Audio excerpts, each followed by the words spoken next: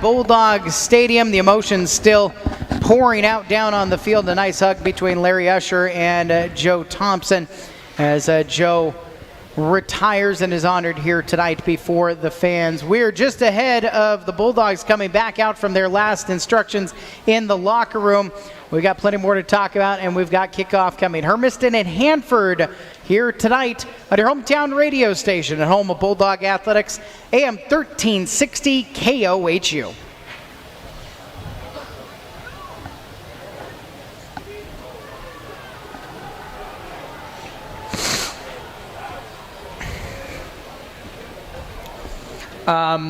We'll get the quarterbacks in. I can't do the actual starting lineups till after we get out of the Swaymutters tailgate show because the starting lineups are brought to you by Rogers Toyota. So we'll do starting lineups in those first couple of plays.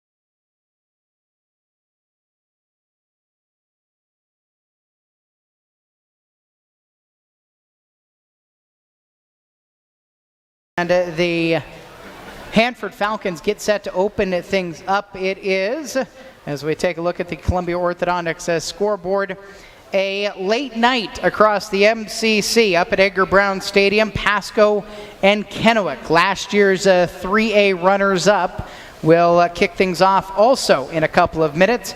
And Kamiakin and Chiawana are playing at the Lamson Stadium. Kamiakin, the host team there for the Riverhawks. Now, throughout the evening, in fact, here's the risk of recording the tailgate show on Wednesday, Sonny, is earlier today it was announced Franrish Stadium got the thumbs up.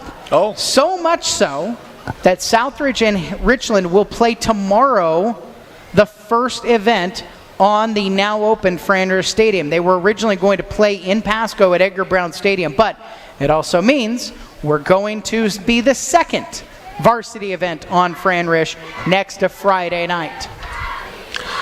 Hanford won the toss, deferred, and is going to kick to the west end, Eric. So the Bulldogs will be with a light breeze at their back here, 89 degrees at kickoff, getting the ball offensively to start things off here in the 2022 season. That means as we take a look at the starting lineup, it is brought to you by Rogers Toyota of Hermiston. We've already mentioned the 6'2", 210-pound sophomore quarterback Isaac Corey will take the ball. In the backfield will be the 5'8", 190-pound junior Ben Larson, 15 pounds added on this season for him. The starting receivers, now there's going to be two sets of three out there, but we're expecting the first crew will be the 5'11", 165-pound junior Justice Council, the 5'10", 165-pound junior Jaime Ramirez Ortega, the 5'11", 170-pound junior Landon Shulhonic. Shulhonic, really the most experienced of the entire wide receiver group. Yeah, that's going to be the key for Isaac if he can get Ramirez and Landon open early in this game. It'll be a freshman who will put his foot to the ball to start this 2022 season for the Hanford Falcons. Dominic Lohman takes the ball, right-footed kicker, kicking towards the west end zone. Hermiston moving left to right. Landon Shulhonic to the left, and Jaime Ramirez Ortega to the right, both on the hash mark, standing at the 10-yard line right now. And the season is underway. Leon kind of squibs one to the near sideline. Bounced and bobbled and fallen on top of. Hermiston has it at the 25-yard line.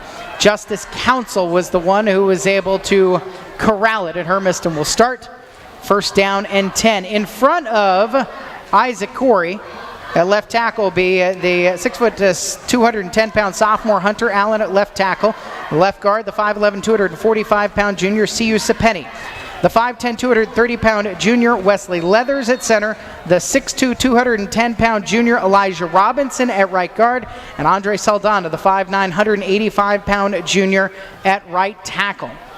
Landon Shulhonic alone to the right side. Ramirez Ortega and Council wide out to the left. Corey, play fakes, rolls left, gets pressure that way, comes back to the right side. Jab steps to his right, gets some yardage, knocked out of bounds into the Hermiston sideline at the 31-yard line.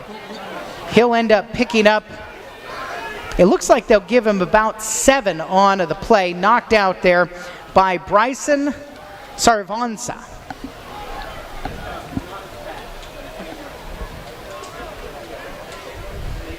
Six-yard gain will make it second down and 4 from the right hash mark.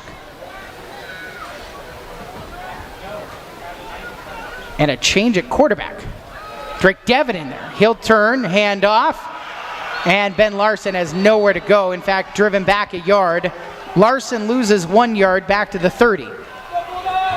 Yeah, he was met in there by Justin Fulton. And number 74, Lucas Franson, right in the hole. Fulton at an end, Franson at a tackle along with Cervanza, and Malachi Silva, the other defensive end. Third down and 5. Quick throw near sideline into Shulhonic's hands. He breaks one tackle, comes to his left, and is pulled down from behind by Franson. But up to the 35-yard line, it might be enough. Yeah. And it is. It'll be a 6-yard gain and move the chains on the catch by Shulhonic. Yep. Bulldogs moving quickly. Still, Shulhonic, Ramirez, Ortega, and Council in. 3 receiver options to the left. Thrown that way. Ramirez Ortega has it on the quick screen. Breaks a tackle across the 40. Now into Hanford territory. Down the far sidelines at the 30. 25-20. 15-10. 5. Touchdown Bulldogs! 65 yards to Jaime Ramirez Ortega to start off 2022. That was a play there, Eric, that, actually when it went up in the air, did not look like it because Hanford had it defended very, very well. And it just, he broke that first tackle and was able to get to the sideline. Hanford took a little bit of bad angling towards the ball, and 65 yards later goes for the score. So Isaac Corey gets his first touchdown pass of his sophomore campaign, and Ramirez Ortega did all the running work. Now Abel Alatorre in his junior year. The leg has gotten stronger and stronger. We're told the range 50. Flag out for the near sideline. We'll see the laundry for the first time tonight.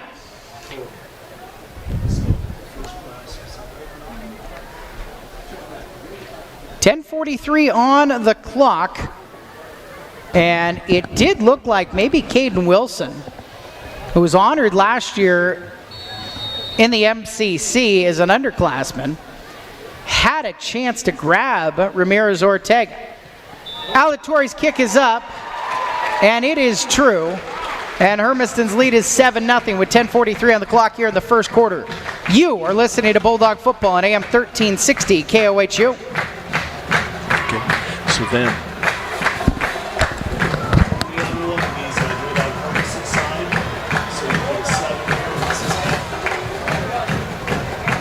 that's the score.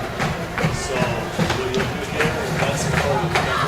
That's right here. If he runs the ball next time and he gets 7 yards, then he is 7 to 6 is 13. So that's just all it is. Now you're over to this.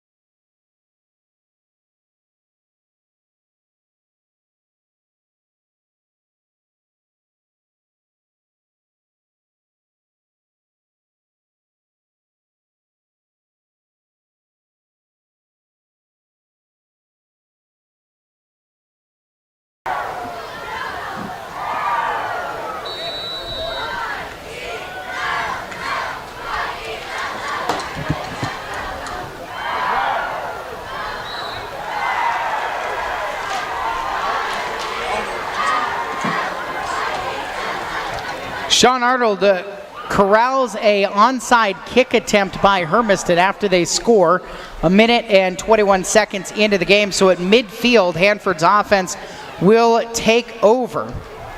Delgado on the immediate stop on the tackle. Good job of coverage that time. Delgado on the stop that time on the immediate hit out there. All right, we got a timeout called by Hermiston, so misalignment here on before the first defensive play of the game. So a little bit of inauspicious start, but it gives us a chance to look at the starting defense. Well, maybe somebody's going to get fired here with the timeout having to be burned right inside before the first defensive play. But either way, the starting lineup is brought to you by Rogers Toyota of Hermiston. The defensive ends, Jackson Gribskoff and Tama Tuya.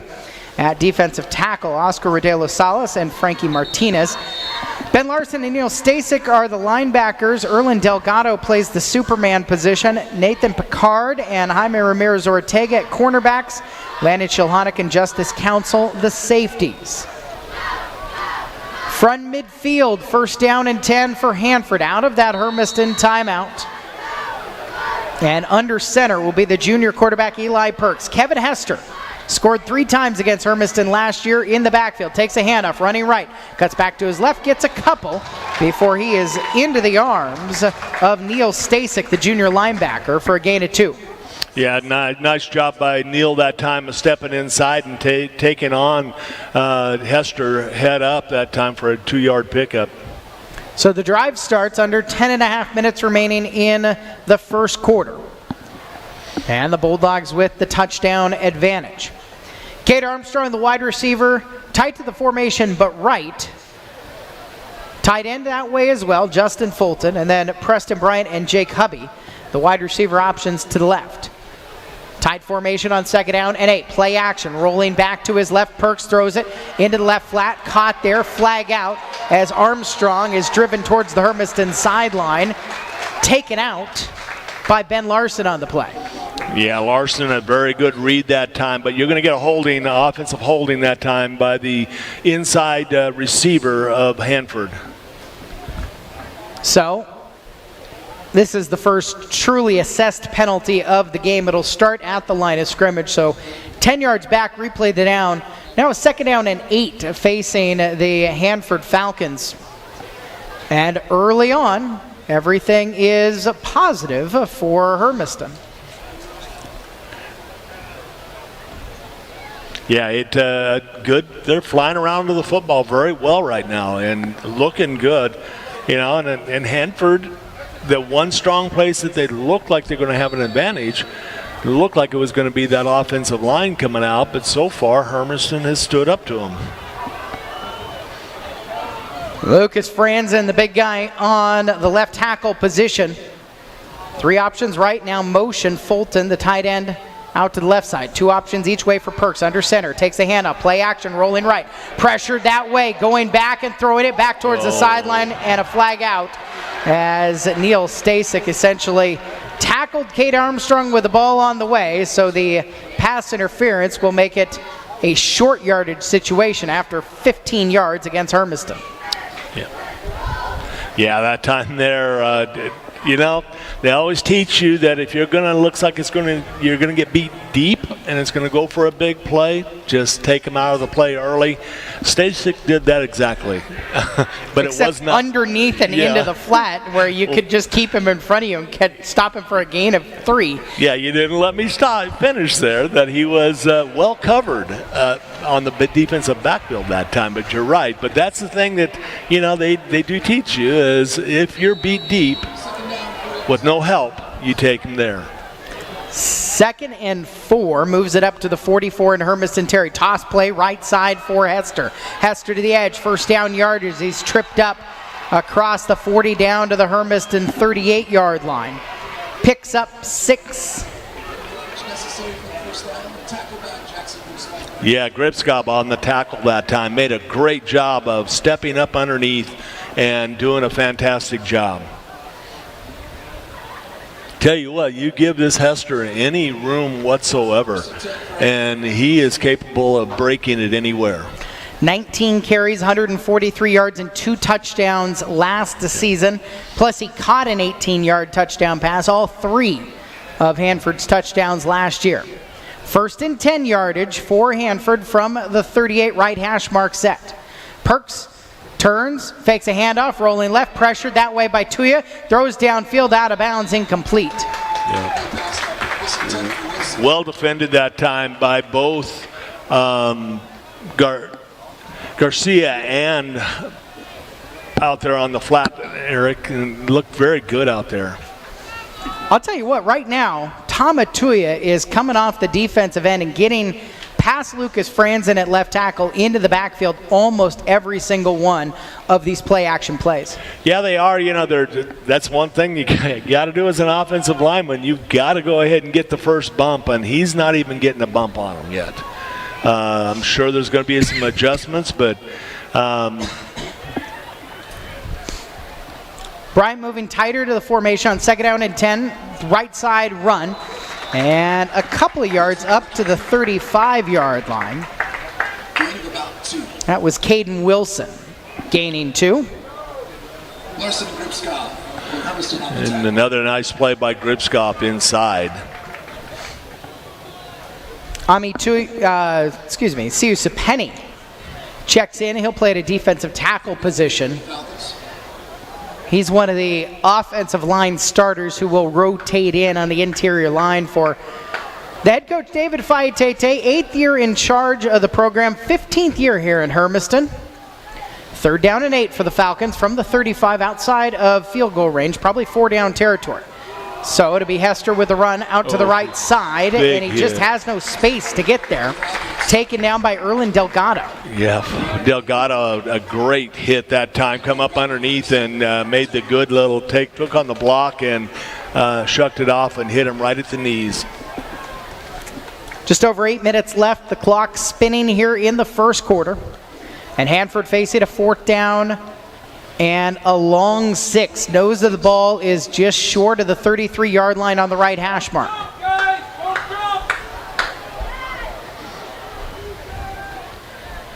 So Eli Perks will go under center with Hester behind him.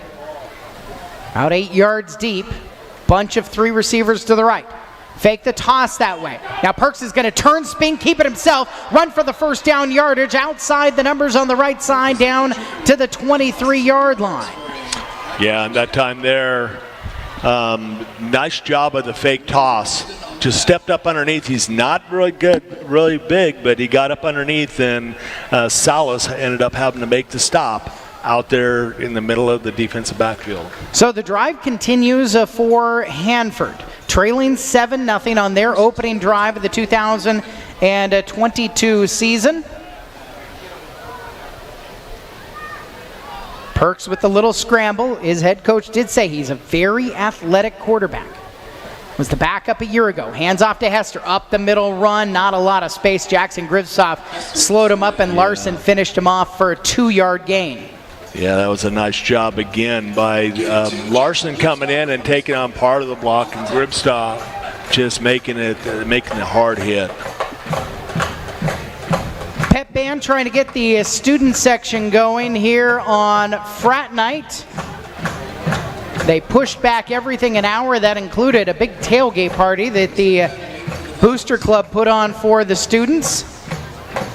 Off by the school here, off to our right on the east side of the stadium. 2nd down and 8. Ooh, little counter outside. Nice play. Preston Bryant on the sweep out to the right. And he is knocked out of bounds just short of the 11-yard line. Picks up 5 on the rush.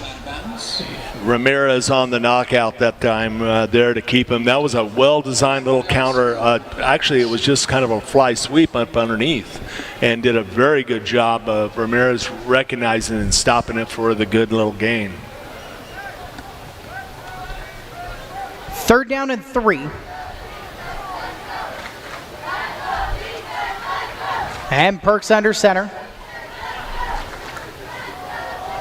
Handoff, jump stop to the left, and Caden Wilson is stood up and short of the 15-yard line, pushed back, gains 2, needed 3. Stasek on the first grab that time and was able to spin him around and able to go ahead and stop his momentum. 4th down and 1 yard to go. 4th and 1, the offense will stay out there. Again, Hanford has a freshman doing kicking, Dominic Lohman. Now, Nick Baker said he's a freshman, so he doesn't even realize he should be nervous, but probably outside of his range here. So 4th and 1, the go for it means a toss play to Wilson running right. Wilson tripped up out on the edge. Delgado came in to take him down, but it was yardage enough for a 1st down. Yeah, it was just Delgado got there just after the break, and had he got there prior to the little break, that would have been just short of a 1st down. Landon Shulhana came out of the bottom of the pile with the ball, and A couple of Bulldogs kind of half-heartedly pointed that they had forced a turnover. They didn't, though, and so it's a first down via that 3-yard run. And with 5:39 left in the first quarter, 7-0 Hermiston, but Hanford is trying to answer back on their first drive. Well, Eric, we've seen the one thing, instead of going straight ahead, Hanford has gone to a lot of misdirection in this later in this drive here and really confused Hermiston a bit. Bunch of 3 left, Kate Armstrong in motion to the right. Draw play to the right side. Wilson breaks one, shoves away from another, and lost Stasic and got enough yardage to get out of bounds inside the 10. Stepped out at about the 8 and picked up 4, call it 4 on the play. Ramirez on the put away that time after he got away from Stasic, but good traveling them out there by the Hermiston defense. They're starting to recognize this, but also one thing that's going is the Hanford line is starting to get a little bit of rhythm. Little confidence on their first drive. Ends up being 5 for Wilson, and so second down and 5. At the 8, right hash mark set. Hester the deep man, and now Nick Baker wants to pause the game with 5:09 left in the first quarter. 7-0 is the score. Before he has Eli Perks run this play, probably to Hester, but how did Perks get here? Well, he was preparing to be a starter in the secondary for Hanford as they went through spring camp and then into summer. The unfortunate news comes down near the end of July. Cole Mullins, who had been playing at the varsity level for the last few years, 4 years in the program for the Hanford Falcons, was starting to experience some weakness in his throwing arm and had a pinched nerve. And then the numbness went into his legs on July 24th. Eventually, the diagnosis came down Ewing sarcoma, which is pretty rare as far as childhood cancers go, 1% according to Johns Hopkins Medicine. This from a story in the Tri-City Herald about Mullins. So to the Children's Hospital in Seattle, and Mullins has been receiving treatment up there. The expectation is he'll probably be there battling for about 8 months, getting the treatments for this cancer that is often discovered in bone or soft tissue for children and young adults. As things came down, in 5 days, a GoFundMe had already raised $39,000 back in the summer for Mullins and his family. And Hanford tonight dons helmet stickers, black stickers on the right side on the back of their helmet in honor of their senior captain who can't be with them. Perks under center on this second down and 5 from the 8. In Hermiston territory, flag out on the near sideline. So out of the timeout, a penalty. It doesn't really matter which team it's on, but it's frustrating either way, and it's procedure on Hanford, 5 yards backwards. Boy, hey, both coaching staffs, you talk about discipline early. Hermiston has to call a timeout before they can even run their first defensive play, and now Hanford has to get a 5-yard penalty out of a timeout that they had set up something. Yeah. You know, and just somebody got there. It looked like it was going to go on an early count, and not everybody got the, the total message. 2nd and 10. Hermiston still trying to stop this opening drive for Hanford. Bulldogs leading 7-0. Play action. Quick throw. Left side incomplete. Pass Preston Bryant. Again pressured from the outside. Flag out from the umpire very late in the proceedings. Yeah, that time nice pass defense by Shalanik out there, and let's see if there's a defensive holding here, Eric.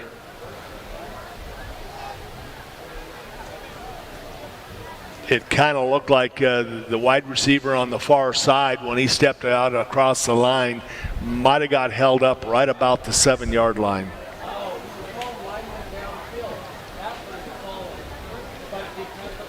Oh, they picked it up. Huh.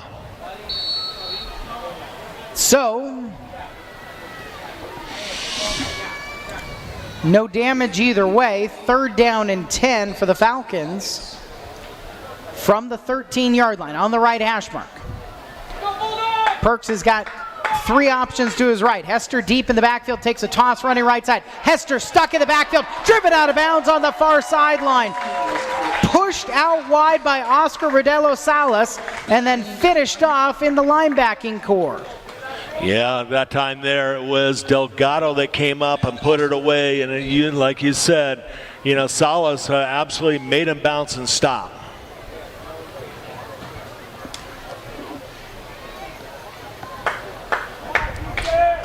It's kind of odd, Eric, that they are running that little toss over into the right side, the short side of the field, when they'd had some success running that little counter play off of there.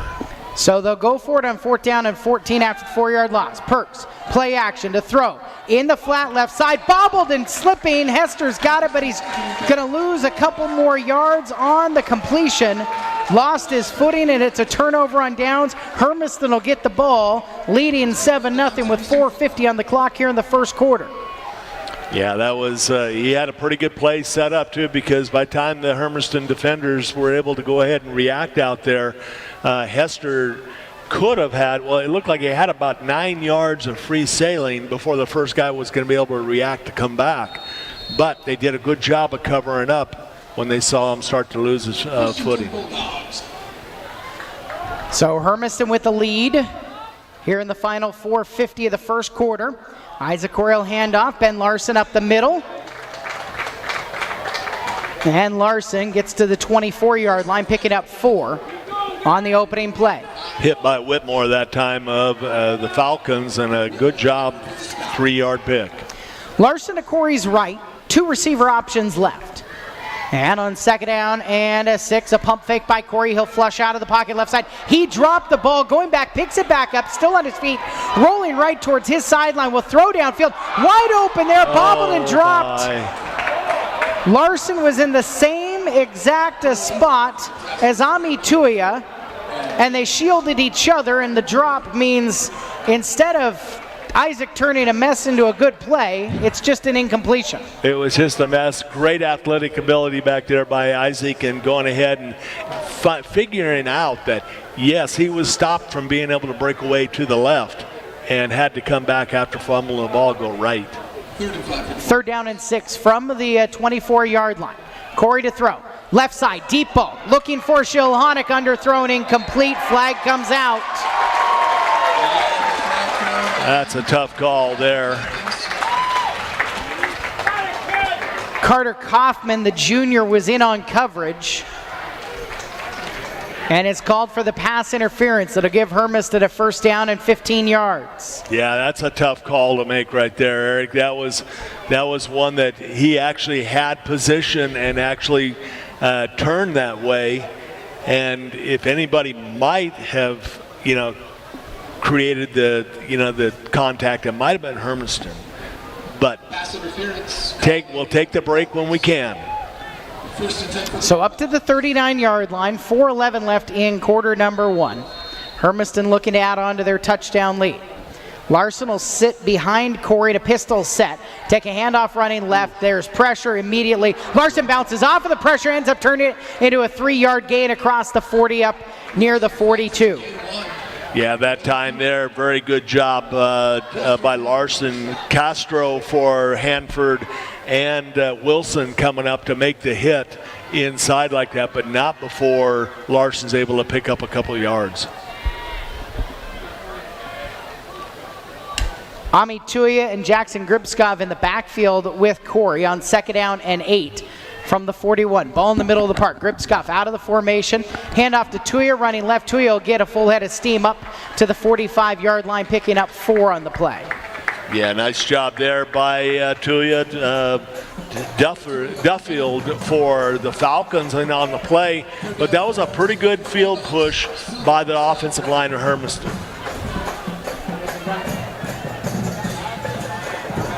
3rd down and 4, Hermiston going tempo. Corey rolling right, looking to throw out towards the right flat. Deep ball, looking for Shilhonic again. Dropped, flag comes out. Shilhonic again battling up the field with Kaufman. This might have been a push-off on the offense, Sonny. Yeah, it looks like they're going to bring it, I don't know, it looks like they're going to bring it back this way against the offense.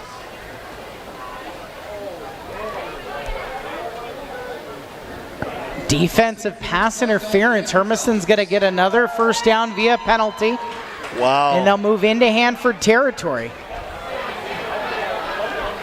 After marking off the penalty, though, 15 yards. We'll move it down to the 35-yard line. No, 40-yard line. So Yeah. with 3:02 left in the first quarter, Hermiston into Hanford territory. 30 yards of this drive so far, off of pass interference penalties against Carter Kaufman against Shilhonick. Corey keeps it. Quarterback coming out to the right side. He'll put his shoulder down and shimmy himself out of bounds. Kaufman in on the stop again that time, and Castro both in on the tackle. McCory ran for 10 on the play. And it moved the chains with another first down for Hermiston.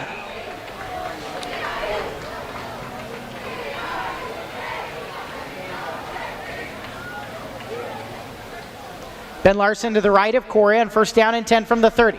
Corey to throw, looking left, throws it over the middle, incomplete. Whoa. That had something else written all over it, Eric. Had the Hanford player not stumbled. 7 out of 10 Bulldogs. Looking for Justice Council, but behind him on the slant play. So an incompletion.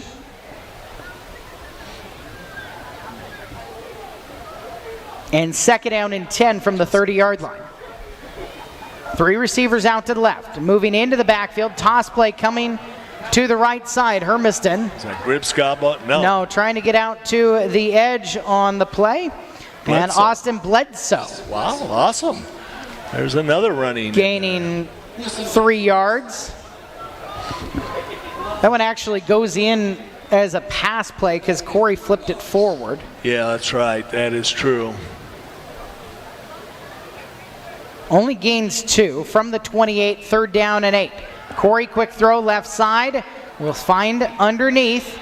Just a quick little turn and post up to Garcia. See ya, yeah. Opportunity with the reception. No, that was Ametua. They're looking fairly good out there, Eric. I mean, the offensive line is good. They're not getting the, on the little quick pass like that. That's all they got to do is got to make sure that they stay put so they're not getting downfield. And that was one thing I was worried about that little toss because they had Sapeni that was down right about the 3 yards downfield. Fourth down, and the offense stays out there. Fourth down and just under 5. Ramirez Ortega in motion, pressure right up the middle. Corey dumps it off at the screen play. Larson's got it down the middle of the field. Larson breaks to his left into the end zone. Touchdown, Hermiston. Nice. A 25-yard score as Corey had pressure coming right down Broadway.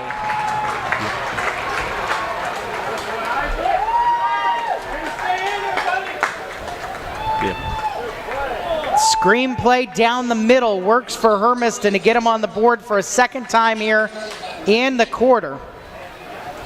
Well, that play worked well, but Corey paid the price too because that D to end came in and lit him up.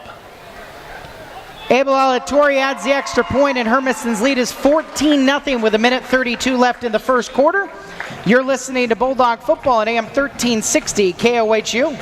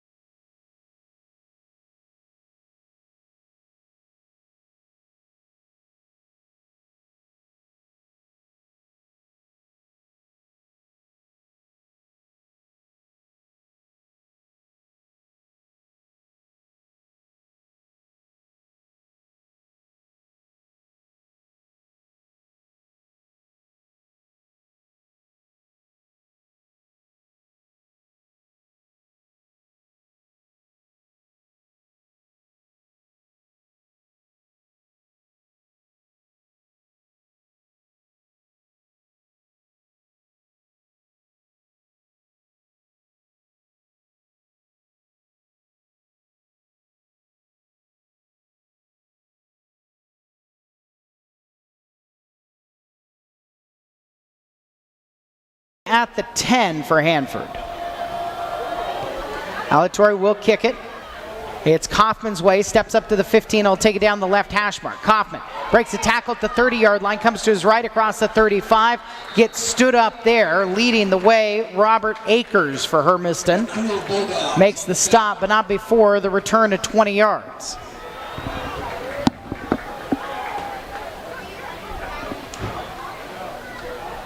$14-0 lead for Hermiston. This is about as good as you could draw it up for the Bulldogs. So they ended up putting on the 37. Yeah, good spot. They made it a 30 up to the 37, first down and 10. For Eli Perks, who will go under center. The junior quarterback has Kevin Hester behind him.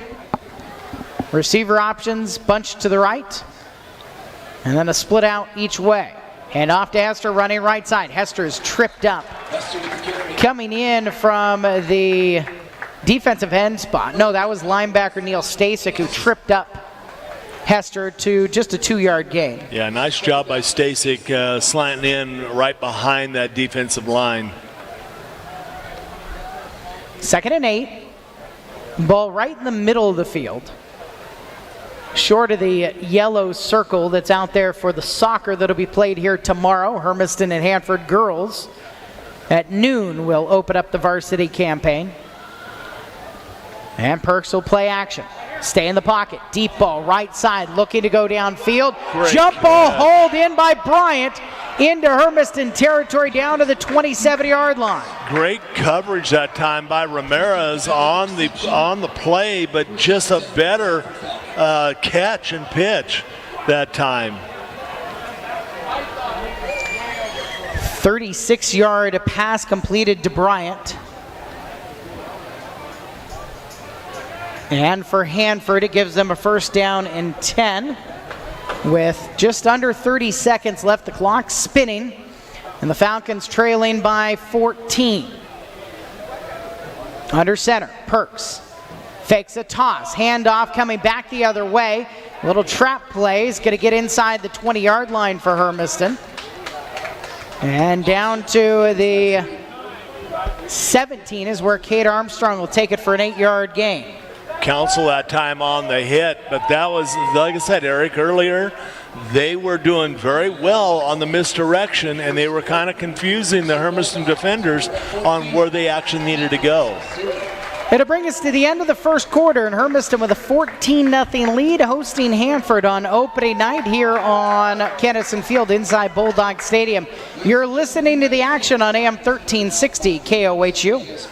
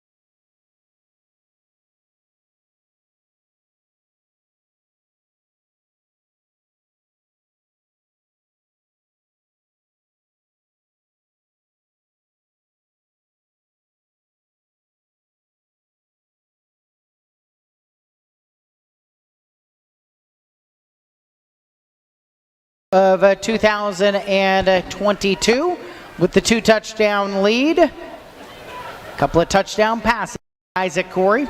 But Hanford looking to answer in Hermiston territory with the ball at the 17. 2nd down and 1. Handoff, left side run for Caden Wilson. Caden Wilson breaks a tackle and gets down to the 8-yard line, rumbling for a first down. Yeah, Larson made the hit, but he was able to go ahead and break the first tackle attempt by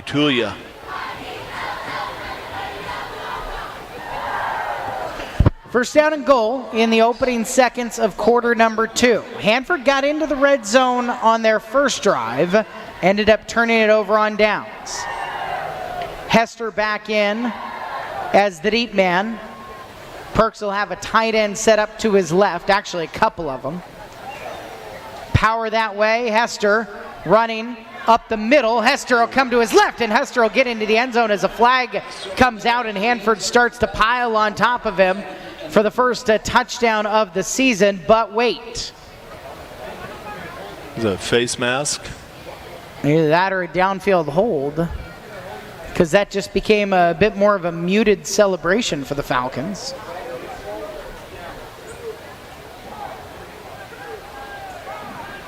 No, it was a face mask against Hermiston. So Hanford's in. They got the 6.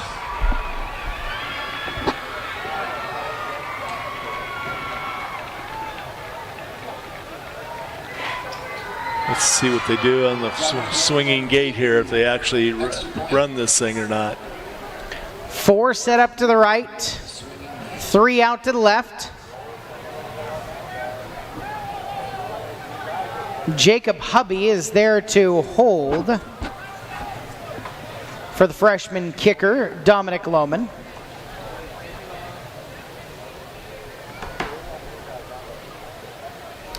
Malachi Silva all by his lonesome there with his hand on the ball.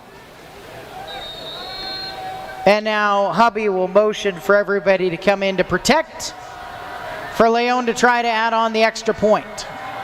High snap pulled down by Hubby, and the freshman's kick is in to cut Hermiston's lead in half with 11:17 on the clock in quarter number 2. So I guess now we get to see, how does Hermiston respond to something not going their way? Yeah, you know, and the one thing that Hanford has done, Eric, is they've been able to go ahead and change up this change up what they've been doing on offense. They ran the misdirection plays, a little bit of sneakery out there, and was able to get Hermiston going one way and coming back with the counters, and we're very successful on that. If Hermiston can shore up that on the defensive line, then they're going to do well off here.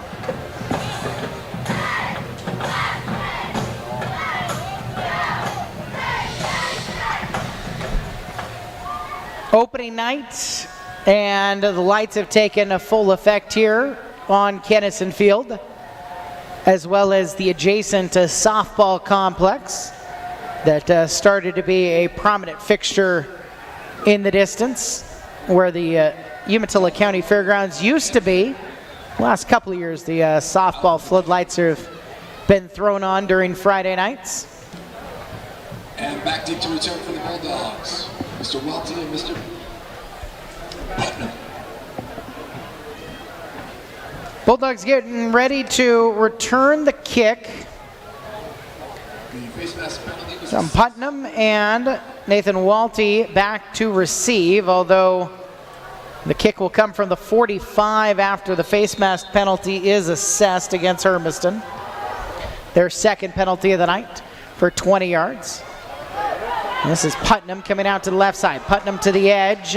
Will step out of bounds at the 30, and then his hit late was really incidental, but just Ushered out of bounds by Mr. a Hanford Falcon. Looked like Nolan West's kind of out of, couldn't get himself any breaks, not him, but Colton Whitmore. No breaks, and problem for Hanford's going to tack on 15 yards at the end of the return that they covered pretty well. And that was a big question for Nick Baker, the Hanford head coach, was how would special teams match up between these two, because that was a place where he had unanswered questions. Yeah, and they did a great job. They did a good job flying to it. Like you said, a little incidental that time, a little no breaks trying to get on this field here, and it's going to cost them another 15 yards. And, something that Hermiston actually really did very, very well of setting up. Putnam, I like seeing it, Eric. Not afraid to go ahead and field that ball and go. Up to the 43, Corey to throw on the first play, dropped by Tuya, incomplete.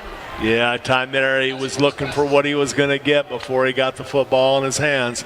He had a few yards after the catch, but you've got to make sure that cup is pulled in.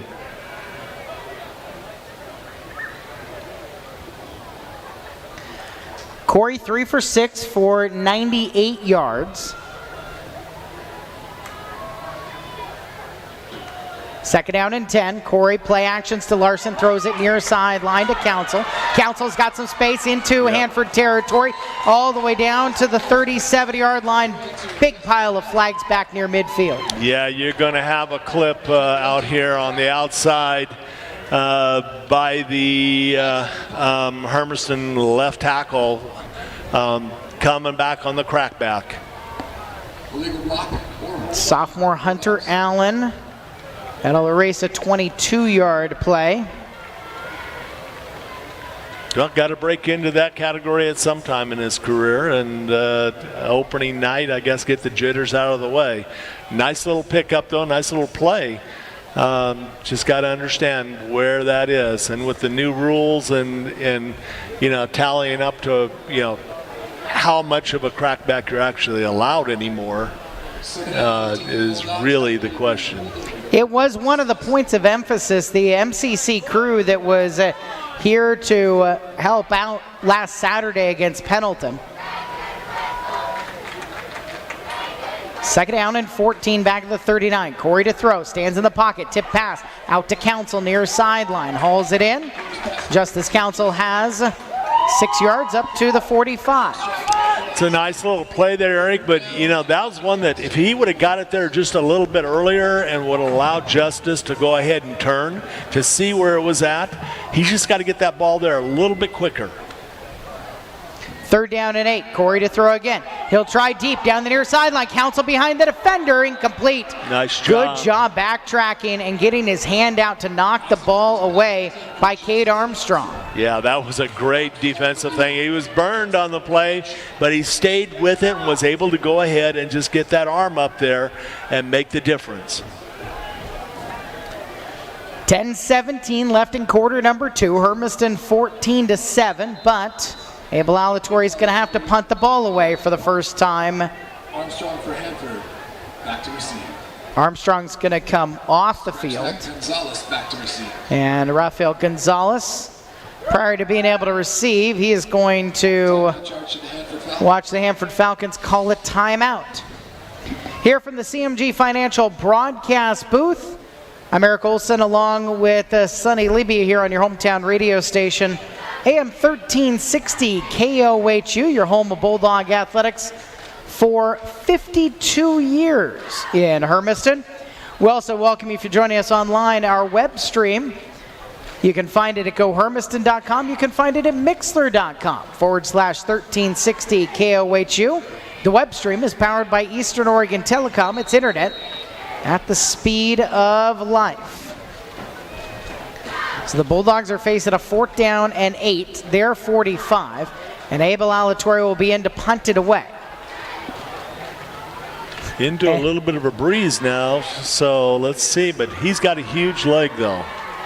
Carter Kaufman is now deep to return the kick. Hanford's got everybody up in case of a fake. Alatorre, right-footed kicker, standing back at his 32. Gets the punt away, line drive, kick, stepping up and taking it, run to the left side across the 30-35. Kaufman hauled down at the 35-yard line, returns it about 11 yards. Great and Hanford down by 7, gets the ball. Great job by Ramirez that time on the kick coverage and getting out there and holding him to a minimal.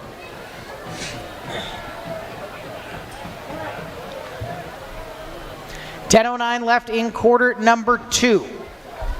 And the Hermiston lead is 14-7.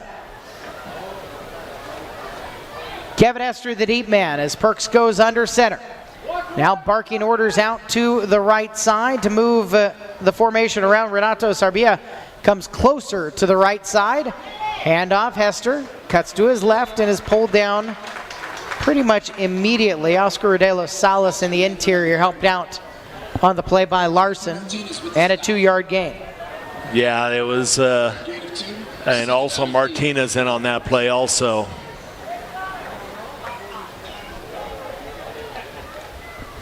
Second and 8, ball right in the middle of the park at the 37-yard line.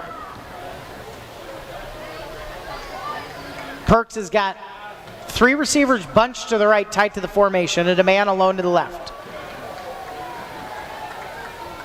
Hand off to Hester. Delayed to play up the middle, and he's tripped up just across the 40-yard line. Ends up picking up 4 on the play to the 41. Stasek on the hit again. Eric, I'm just going to throw it out here. I really believe if Hester wasn't so deep, he's 7 yards deep. I know that they like to go ahead and play these running backs deep, but if that were a little bit quicker hitter, that hole is starting to close up already when Hester's getting there. If he was a yard or 2 closer, because I don't remember him being set that deep last year. Not 7 yards. Falcons have to shift around the line. Lucas Franzen will move out to the right tackle side as Malachi Silva was injured. 3rd down and a 5. Pressure in the backfield, trouble. Perks gets away from it initially, tripped up by Tuia, however, ends up losing 8. Sacked on the 3rd Bulldog in.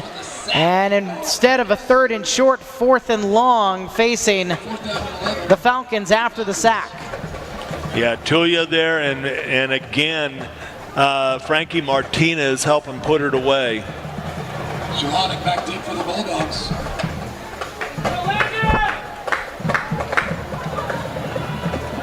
Landon Shilonic will move back into punt receive position at the 30. 4th down and 11 for the Falcons. They'll kick it away with about 8 minutes left in the first half, trailing by 7. And a lefty kick off of the foot of Justin Fulton will bounce, skip back Hermiston's way, and all the way to the 42, ends up checking up like a wedge. And Hermiston got about 10 yards out of it when the ball fell to the ground off of the lefty's foot. Yeah, that's one there that they actually did better by not going and trying to catch the ball in there, because although you would like to have seen him come up and try and field that ball, but they didn't come up and they gained 10 yards out of it. 7:55 at a timeout called here with a 14-7 lead for Hermiston. Action started yesterday in the state of Oregon. Taking a look at the Columbia Orthodontics scoreboard. Not really a lot of notable games in the 6A classification. My Lake Oswego Lakers did beat Barlow 20-8. I guess the good one was South Eugene 26, McDaniel 20, and Newburgh 28, Grant 27, played at the Grant Bowl. Putnam beat Milwaukee in 5A action 28-7. Grant Union loses their opener against Glide 35-8. Grant Union will be part of that Blue Mountain Conference. It's got most of the 2A schools here in this area, including the Umatilla Vikings, who are down 2A this year, and playing up tonight at the JV field for Chiawana against Tri-Cities Prep. First down and a 10 from the 43. Throw out to the right side, dropped. In and out of the hands of Ramirez Ortega, the incompletion. Yeah, you gotta have that football.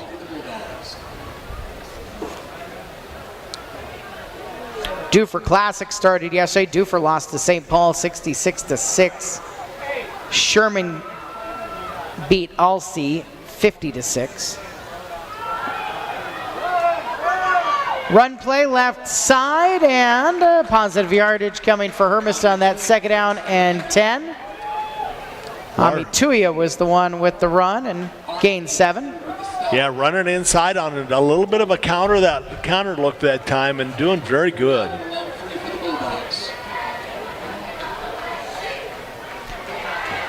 Corey's got Gripskoff to his left. He'll motion Council left to right across the formation, and Corey will keep it running left side. Kind of hesitates, puts his shoulder down across the 50. Flag comes out as Corey muscles his way near the yard to gain. I think you're going to have a holding on the Hermiston outside out there, way away from the play. Could it be? And just looking at the way that developed or underdeveloped, then not everybody was running the same play on that one. Kind of looked like way. Isaac was running left and his line was blocking right. Yeah, everybody, all the motion went right. His line went that way, and you're exactly right. I think maybe they'll talk about that tomorrow morning. That'll be a tough one in film session. 10 yards back of the holding penalty to the 40-yard line. 3rd down and 12. Corey with the back to his left, 3 receiver options right side. Play action. He'll stand in, throw it downfield for Council. Too tall, incomplete. Threw it too far for Council again. Got past Cade Armstrong. So the downfield stuff has not been super successful, and Hermiston, for a second consecutive drive, is going to have to throw the punt team out on the field with 7:05 left in quarter number 2. Still leading 14-7.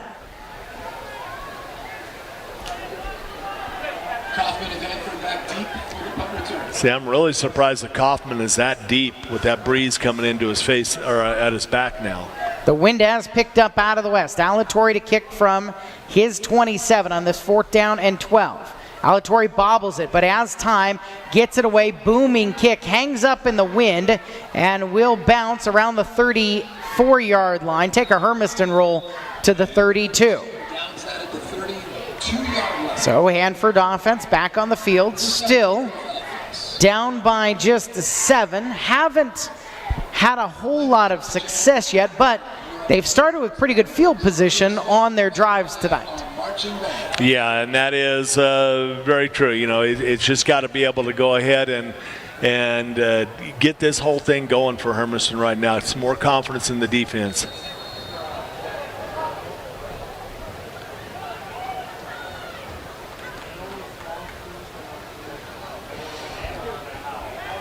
Kind of, wondering why one series, Hanford does that misdirection and then they go back to the deep set. 1st down and 10 from the 32-yard line. Perks going out to left, option play. He'll keep it and dive himself up just short of the 40-yard line, picking up about 7. Stasek on the hit again. Good job that time, and it looked like that time, the quarterback was expecting Hester to come in on a dive play that time because he was really looking at it, but then it actually worked out pretty well because Hermiston had him covered very well as a pitch man. Under 6.5 left before we get to halftime. At halftime, presented by Devon Oil Circle K, we'll talk to Ethan McDonald, who takes over as the public address announcer here in Hermiston. Pressure in the backfield. The handoff does get off to Hester. Hester across midfield. High steps out of bounds, and then he's pushed out late. No flag comes out. Wow. On the late touch by McCamey. There's a flag. Yeah. But I don't think that's for that. I think it's for the protesting afterwards. Tuya was in the backfield and ended up bear hugging Perks. And running him about 4 yards out. No, that not Tuya. Tuya just sacked the quarterback. Right. But somehow he got that handoff off. Ended up being an 18-yard gain.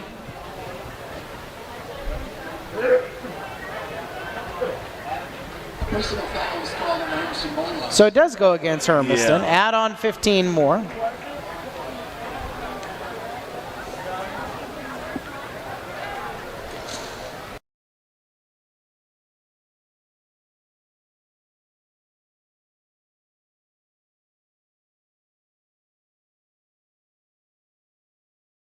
This drive. Perks under center, turns, hands the ball off. Wilson coming to the right side, tripped up in the backfield, into the backfield, and Neil Stasek makes the stop for no gain. Stasek having a huge first half so far and doing a very good job coming from that defensive end position there and just crashing straight down, doing what he's supposed to do, get depth and make sure that he keeps him inside. Actually, he's coming from that inside linebacker slot. Yeah, Stasek and Larson starting at the linebackers in this 4-2-5 offense. Hermiston truly has just those two at the linebacking core. Perks turns, fakes a handoff, rolling right, pressured as he gets it away by Gripskoff. Off of the hands by Council, incomplete. Almost an interception, and then Council maybe cramped up as he tried to get to the ball. Yeah, they've got Council down with a couple cramps and a Hanford kid over on the other side that was down trying to fight a cramp also. Boy, every time Hanford has gone into that play action, Hermiston has a defensive end, whichever way the play is rolling, in Perk's lap. Yeah, and they're doing a very good job. They're doing a good job of covering everything. It's really kind of odd that they're not coming back with that roll like that and like they did where they got the big gains, the counter run back inside. Because if anything, it's over pursuing by Hermiston on some of these plays. 3rd down and 10 from the 35. Hester, that 8-man. Perks turns, fakes a handoff to him. He'll stay in the middle of the pocket this time, pressured as he throws.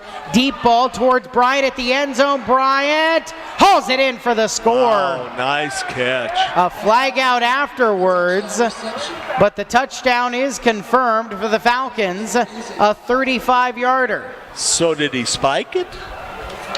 Is that what happened? I think it is going to be unsportsmanlike. I don't think he spiked it so much, he kind of flipped it. Okay. Because I thought he just dropped it right where he was at.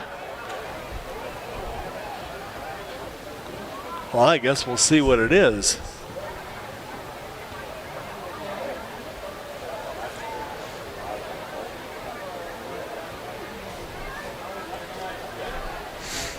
Still don't have the indication yet.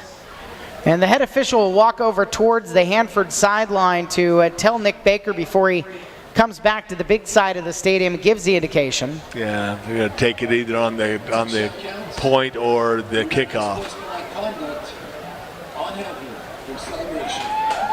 Wow. So it is an unsportsmanlike conduct penalty against the Hanford Falcons that Hermiston will assess on the kickoff with 5:06 left in the second quarter. However, for the Falcons, they have a chance to tie the game with Dominic Lohman right now. They will swing the gate in with the 4 protectors on the right and 4 protectors from the left out on the hashes to come in. And then the freshman's kick is up and true to tie the game at 14 apiece.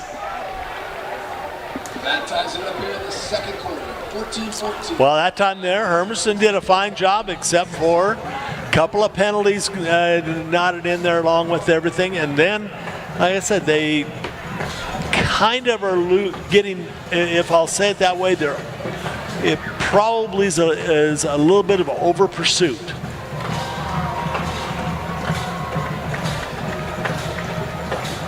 Preston Bryant, he's 6 feet tall, and he's on a couple of the catches he's hauled in. He's got 2 big plays.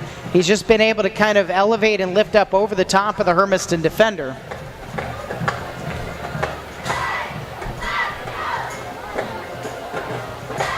And for a couple of years now, David Vaitete's common refrain has been the Bulldog defense has to find a way to stop big plays. Yep. And sometime tonight, now they're going to go that deep. My guys, you got a penalty coming. Come on up, back line. He doesn't have that big a leg. At the half from Chihuahua's JV field, scoreless game between the Umatilla Vikings and Tri-Cities Prep. The unsportsmanlike conduct is being assessed here on the kickoff.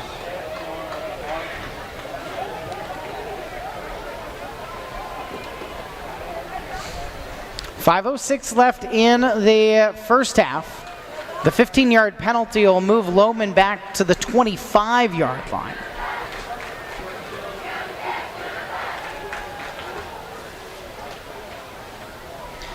The freshman right-footed kicker for the Hanford Falcons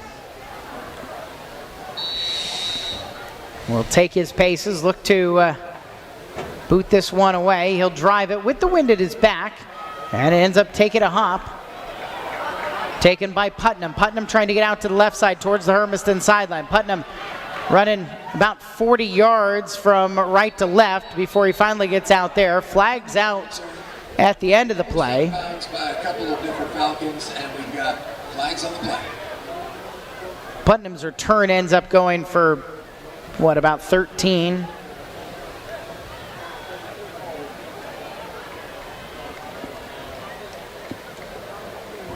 It looks like the penalty is going to go against Hanford, though no indication yet.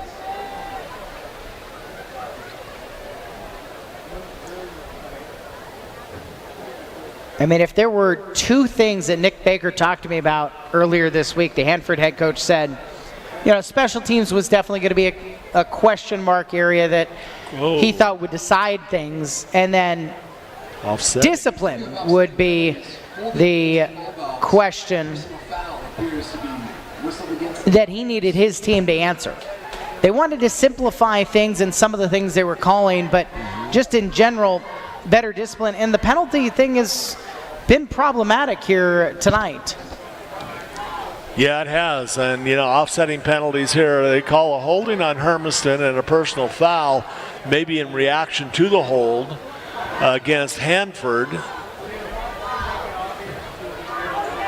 Well, wasn't it just, it was a late hit on Hanford. It was after he was out of bounds. Yeah, but there was an offsetting penalty there, though. But they weren't offsetting you because it was go back 10 for the holding and then go forward 15 for the personal foul. So it ends up being a 5-yard advantage for Hermiston. Yep. From the 42, first down and 10. Isaac Corey will motion Ramirez Ortega into the backfield. Hand off to Larson. Larson tripped up, moving to the middle of the field at the 45-yard line, a gain of 3. Yeah, in on the tackle for Bryson Suryafagas, whatever his name is. Siravongsha. Siravongsha, okay. Throw near side, Council dropped it. Gotta look it in, guys. Gotta look it in. It's just a matter of the mistakes that can be corrected tonight by making sure that the football is brought in before you look upfield. They're down 6 from the 46. Hermiston hasn't found a whole lot of offensive joy here in quarter 2 with 4:32 left in the period. Corey hit as he throws right side, too tall, incomplete. Over the top of Ramirez Ortega. Pressured right down Broadway. Whitmore on the blitz by Whitmore. Yeah, he's been in his grill about 3 times now, and that is, you know, unfortunately for Hermiston, that good field position. And Carter Kaufman back deep to return for Hanford. Abel Alatorre will punt for a 3rd consecutive drive into the wind from his 32 this time. Kaufman back to receive. Alatorre drops it. Now he's going to try to roll to the right. He'll get tripped up, end up losing big yardage back to the 33-yard line. Just a pull to Hanford on the stop. It's going to be first down and 10 for the Falcons.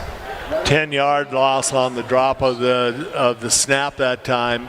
And you know, he tried to go ahead and make it a, you know, tried to make something out of it, but just could not recover after dropping the ball.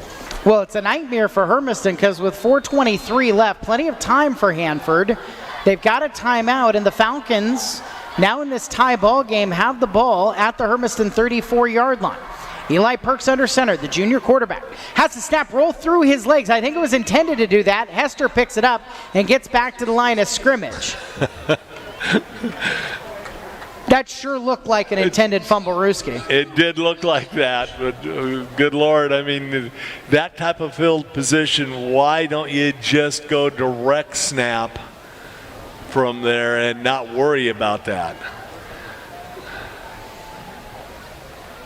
I know you want some trickery in there, but that had all sorts of trouble written all over it, even though he was under center. Second down and a 5. Perks this time will take it, turn handoff to Hester. Hester running left, finds some trouble to the left side and is pulled down. He spins himself up to the 30, picking up 5 yards. That time Larson and Martinez in on the hit.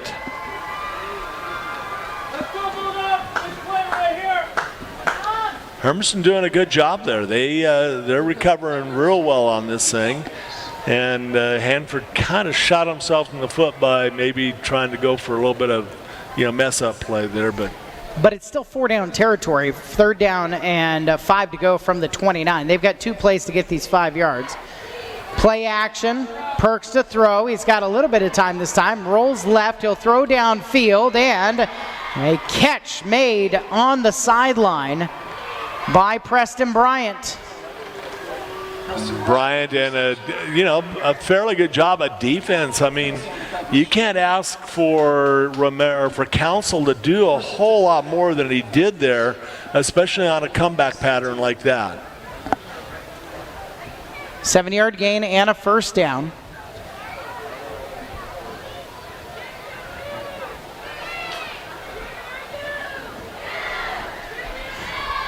.251 left. Clock paused with Bryant going out of bounds. Perks, toss play, left side run for Wilson. Wilson will get himself down to about the Hermiston 10-yard line, picking up about 7. Gribskov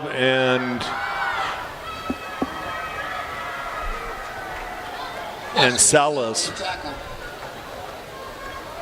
Wilson starting to help this Falcons team fly right now. They look to take the lead on this drive. Coming back from 14-0 down. Wilson behind Perks. 2nd and 3 from the 10. 3 options left. Perks wants to throw. He will hand off Wilson, and he bounce into each other in the backfield. Wilson then bounces off a tackler. Coming to right side, comes to the left around Council, into the end zone for the score. 10-yard touchdown run puts Hanford in front. Yeah, that time there, boy, that was just you get a sweep like that and you don't get an opportunity to get in somebody's grill as a defender like that very often and make the hit that he should have been able to make out there and get run through. Dominic Loman onto the field to attempt the extra point. Take a look at the statistics brought to you by the Hermiston School District. That's the 7th run, and now 42 yards and 2 touchdowns for Caden Wilson. Dominic Lohman will try to add his 3rd extra point of the night. Out of the hold of Hubby, it is true, 3 for 3. And now a 21-14 lead for the Hanford Falcons. Sonny, is Hermiston in trouble? I think they just need to calm down. They just need to go ahead and make sure that what they're doing and what they're seeing, and I think Coach Faitete will make the adjustments at halftime. But it's the plays that seem, they're giving up the breakaway play. That's what it is, and it's because of the misdirection. I don't think they're in trouble. I think that they're capable of recovering out of this first half. They just need to come back out in this last 2 minutes here and show that they can control the football and go down and maybe just, if it's not a touchdown, put 3 points on the board.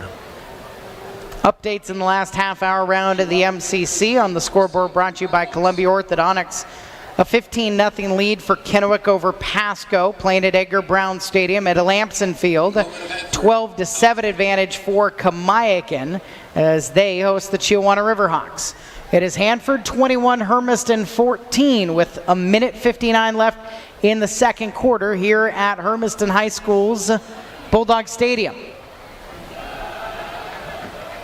See, I think, Eric, right now our kick return team is just way too deep. Move it up. Chilhonick left, Ramirez Ortega to the right.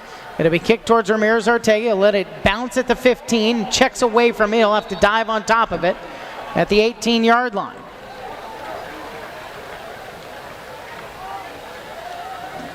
Yeah, that's what I'm saying. They were a good 10 yards too deep as far as that goes.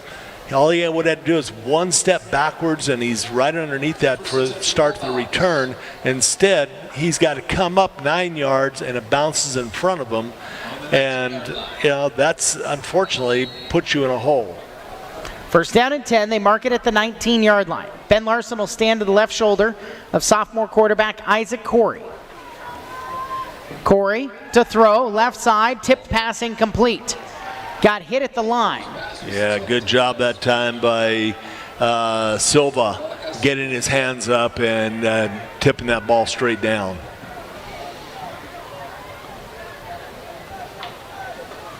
See, and that's Since a quick pass to Justice Council, Sonny, Isaac has had, between him and drop, 6 incompletions in a row. Yeah.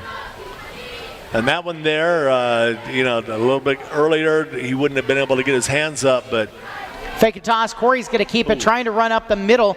Corey will muscle his way using his 210 pounds up to the 25-yard line. Pick it up 6. Tackle, gain about 5. Yeah, West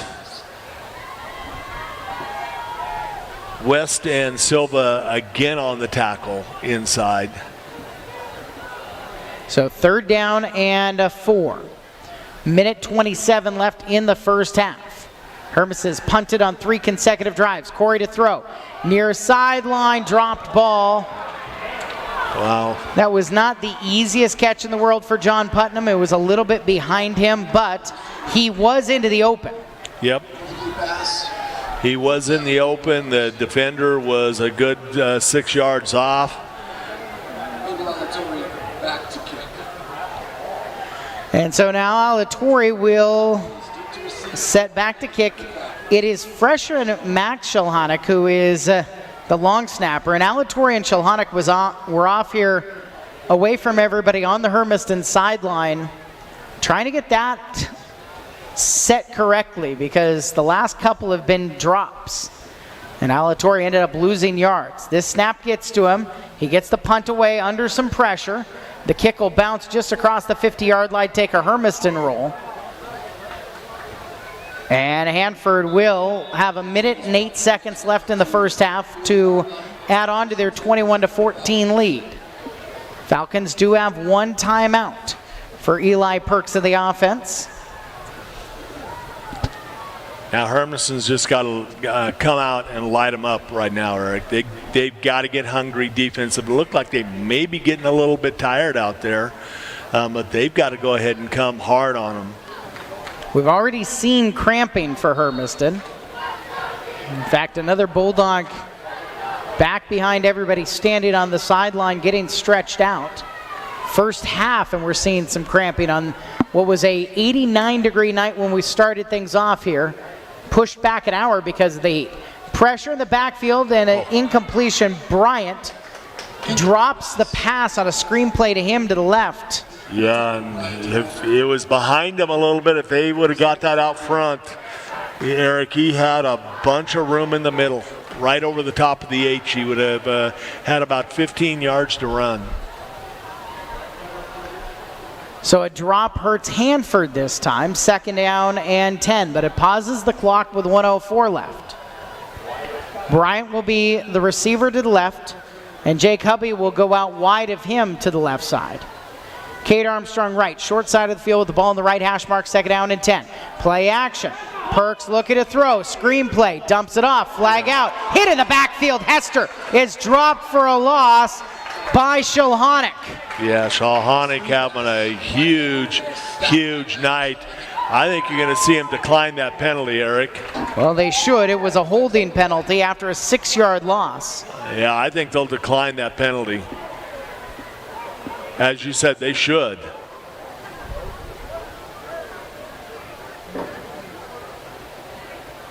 So that'll be putting it, what, a third down and... Should be 3rd and 16. Hermiston will decline the penalty against the Falcons, which for them would have been their 7th here in the first half. Yep. So now they look at 3rd down and 16, 57 seconds remaining. Hermiston does have a couple of timeouts to play with, but can they get the offense clicking? Let's see what they got going here. It'll be Hester, the deep man. Perks are going to take his time because the clock is running. On the 3rd down play action, Perks rolls, cut off by Gribskov, hit, spins off of one tackler. Finally, the 4th Bulldog end finishes him off. I'll tell you what, this defensive line is getting into the backfield on most of these play action plays, but finishing off an open field one-on-one tackle has not been something Hermiston has done with success yet. Yeah, they had Martinez got in there and made the first hit, and Gribskov came in for the sack for a 2-yard sack out there. But Gribskov missed first. He was the first one there and whiffed. Yeah, and then Martinez made him spin around, then Gribskov got the sack anyway.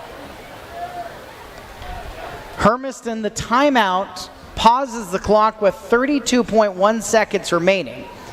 4th down and 21 for Hanford.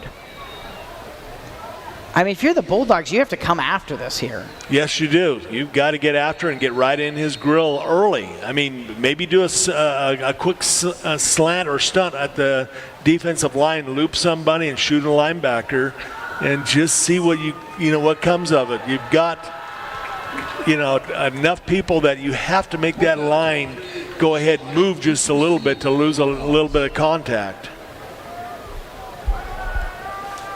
So the lefty kick, Fulton gets it away. It takes a Hanford bounce and is going to be caught by Hubby at the 44-yard line.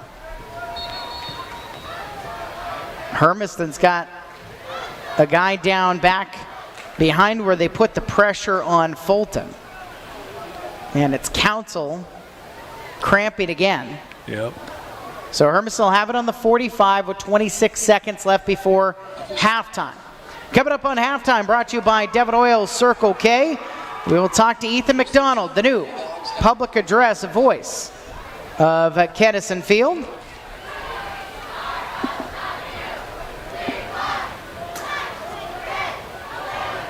Isaac Corey, 7 incompletions in a row. Not all on him. There were, I think, 3 drops in that 7 stretch. Corey play action to throw on 1st and 10. Deep ball over the middle, intercepted right into the hands of Armstrong. Armstrong towards his sideline left. He will walk himself out of bounds at the 36-yard line, and it's jubilation on the Hanford sideline as they take the ball away from Corey. Chalanik in on the tackle out there on the far side, and that was one that we talked about earlier, Eric, about just not being able to toss the ball up in the air. That you have to go ahead and you have to get behind it, and that time he threw off his back foot, which is where that ball floated. Indication of a penalty against Hanford with 15.2 seconds left before halftime. So, ooh, big one. Personal foul.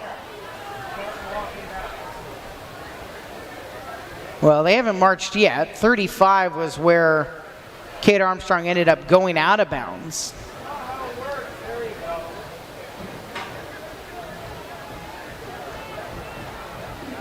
It was a personal foul. It'll be 15 yards back to the 20. And at this point, I presume that Hanford are content just taking a knee and getting themselves into the locker room up 21-14. After the Bulldogs shut out Hanford 14-0 in the first quarter, the Hanford Falcons will kneel on a ball here to end the second quarter on a 21-0 run. Hanford will take a 7-point lead, 21-14, into the locker room here at the halftime break. Halftime presented to you by Devon Oil Circle K. We'll talk to Ethan McDonald when we come back on your hometown radio station, AM 1360 KOHU.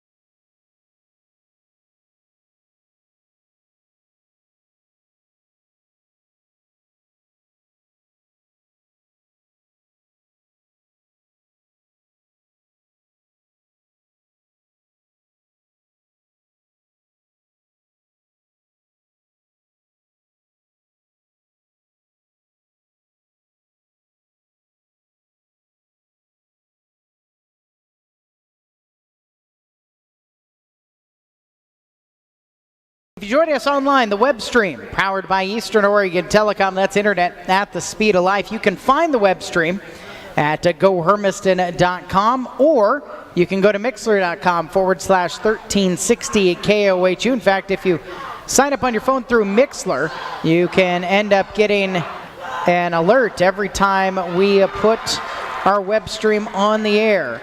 We'll be back on the air at 5:30 next Friday night from Fran Risch Stadium, which was earlier today. Essentially, they opened the doors, and we'll move Richland and Southridge tomorrow at 4 o'clock from Edgar Brown Stadium, where they thought they were going to have to play to. They will have Richland open up the stadium tomorrow night after all the redo that they did in the offseason, and Hermiston will be up there against the Richland Bombers next Friday night. 7 o'clock is the scheduled kickoff right now. And I guess we hope that we keep a 7 o'clock kickoff. Yeah. Halftime on the Columbia Orthodontics scoreboard, Kamaikan Braves a 12-7 lead over Chiawana at Lamson Stadium. And now Kennewick's lead over Pasco is 22-0. Nothing coming out of the Yakima Valley, at least on the Twitter that I follow. Walla Walla did kick off at 7 o'clock tonight against West Valley. Got a first final for Pendleton and Caldera. Pendleton won that game 27-0 down in Bend. Redmond beat Hood River 44-8. Wow. It's a big score for this, but Redmond again, like we talked in Ridgeview, that Central Oregon is going to be a tough place to go.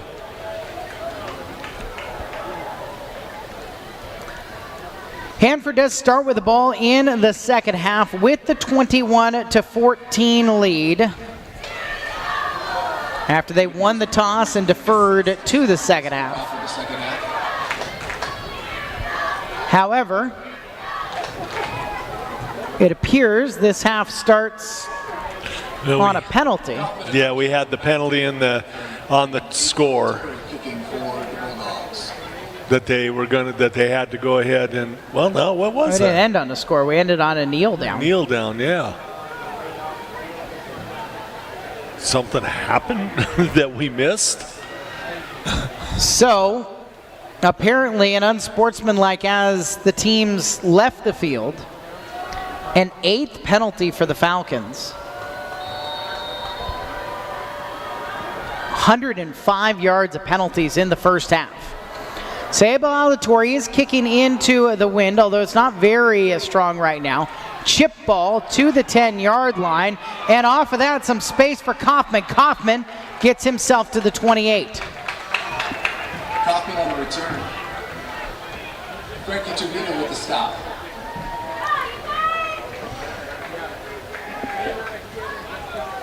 So the Hanford Falcons will start with Kevin Hester in the backfield behind Eli Perks. They've scored 21 straight to take a touchdown lead as we start the second half on opening night.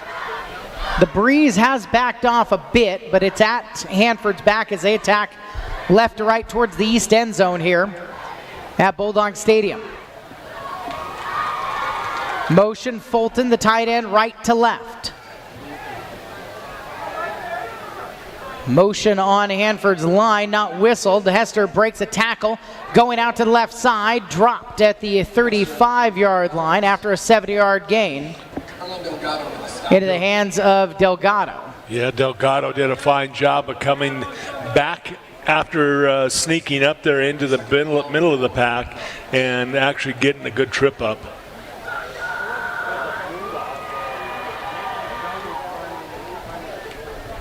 Just looks like right now, Eric, Hanford's line is beating Hermiston off the line, but there was movement on this right side of the Hanford offensive line that did not get called. Oh, it was the receiver. The receiver was moving forward like it was Canadian League. Second down and a 5. Didn't get a great spot for Hester.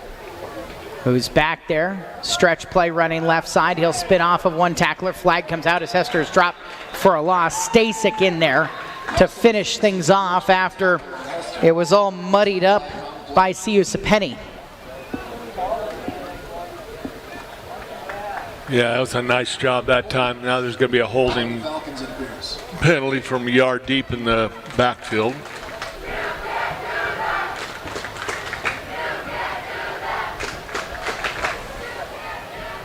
Nine penalties now on Hanford, 115 yards assessed against them. It'll move the ball back to the 23. A little more than a minute gone in quarter number 3.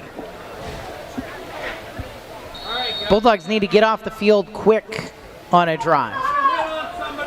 Second down and 14 from the 23 for the Falcons. Second and 15. Left hash mark set. 3 options right for Perks. The junior quarterback takes a snap. Hands off. Hester caught from behind. Dropped after a 2-yard gain. Coming off of the edge. He was caught by the defensive end. Looked like it was Sapenny. Again, yes. Nice job that time. Crashed right down the line. Well, there's a fired up defense for Hermiston right now coming out, and Hanford having their troubles getting any push off the offensive line. 3rd and 12 after the 3-yard gain. Third down and 12 for the Falcons.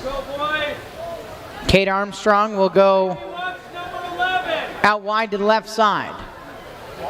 Preston Bryant inside of him. Now Bryant motions out to the right. Play action. Pressure. Perks steps up in the pocket. He'll get away from one hit. The ball loose. Scramble, and Hermiston's got it at the 34-yard line. Oscar Rodello Salas with the tackle and the forced fumble, and it was picked up by Robert Akers. That was a great job. Great hit coming from the blind side. The quarterback really never even saw what was going to hit him, and that was just a good job of Salas coming in, and Akers happened to be right there to pick up the fumble. So Hermiston down 7 with 9:43 on the clock. Gets the ball in good field position. Really for the first time. Isaac Corey will hand off to Larson. Larson cuts back to his left and pushes forward down the middle of the park up to the 27-yard line. A pickup of 7 on the opening play offensively for Hermiston in the second half. Going pace now, that's a good thing. And, 8 yards in a cloud of dust, and now they're going to go pace. Second down and 3 at the 27. Larson out of the backfield to the right. Hand off the H-back Tuya coming left side. Tuya sheds one tackler and is shoved out of bounds by Hester into his own bench at the 23. Yeah, nice play that time. Nice play that time by Hester, stringing it out, but even a really good play of getting it up inside. First Bulldog first down that they created since the first quarter.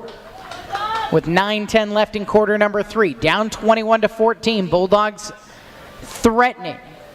At the 23-yard line, first down and 10. Changing the play. Isaac Corey signals the new one. He's got 2 receivers right. Play action. Quick throw that way. Caught.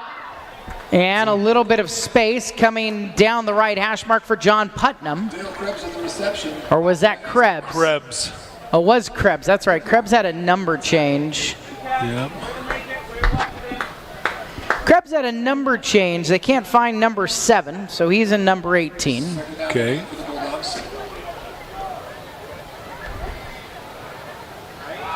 Oh, pilot. Not a whole lot. Maybe a yard up to the 20. No, that was a great job of piling everything up by Silva and the rest of that interior defensive line.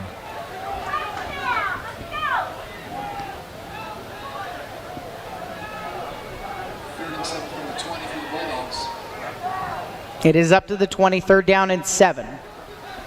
Corey will move Ramirez Ortega to the slot left.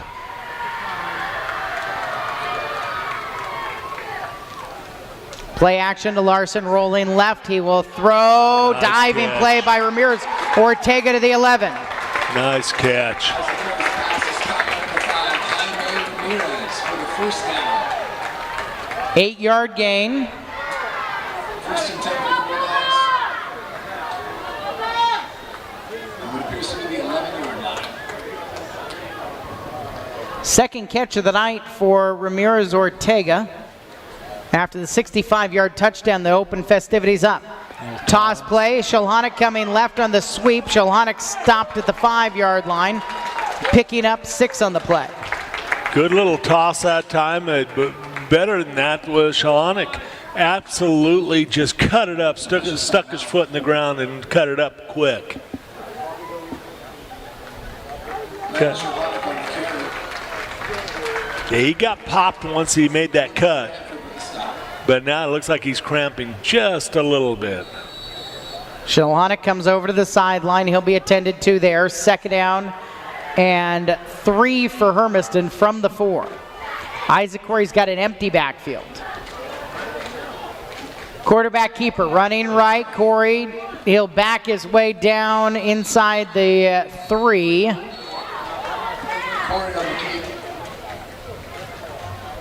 keep. Ben Larson a little bit lucky he didn't get called for blocking after the whistle. So Hermiston will end up getting 2 yards from Corey. Third and a long 2 for the Bulldogs. Third down and 2. Tuya and Larson will be in the backfield along with Corey. Tuya to his right shoulder, Larson to his left. Now Larson out of the backfield, motioning to the right. Hand off to Tuya. Tuya tries to shimmy his way to the right and stood up, no gain. Yeah. You don't go through the middle of the line up, standing up straight up like that, Eric, without getting popped, and you have no momentum once you do stand up straight, and he just got drove right back to the ground at the line of scrimmage. Fourth down and 2. David Fiatete wants to talk about it with 6:12 left in the third quarter. Trailing 21-14. Is it an early season interesting decision because there's still a quarter and a half remaining. You're in the middle of the field and the nose of the ball is on the hash where you would kick an extra point. This is truly an extra point for Alatorre. Grab 3 here, get it to a 4-point game, and then you have a chance to, you're not chasing a touchdown down if you're not able to convert. Yeah, and that might be what he's going to come back out of the timeout with and think about. What would you do here? From there, I would run Larson right up the gut, push him right over the left side. He's been getting great yards off the left side of Leathers and Sapeni,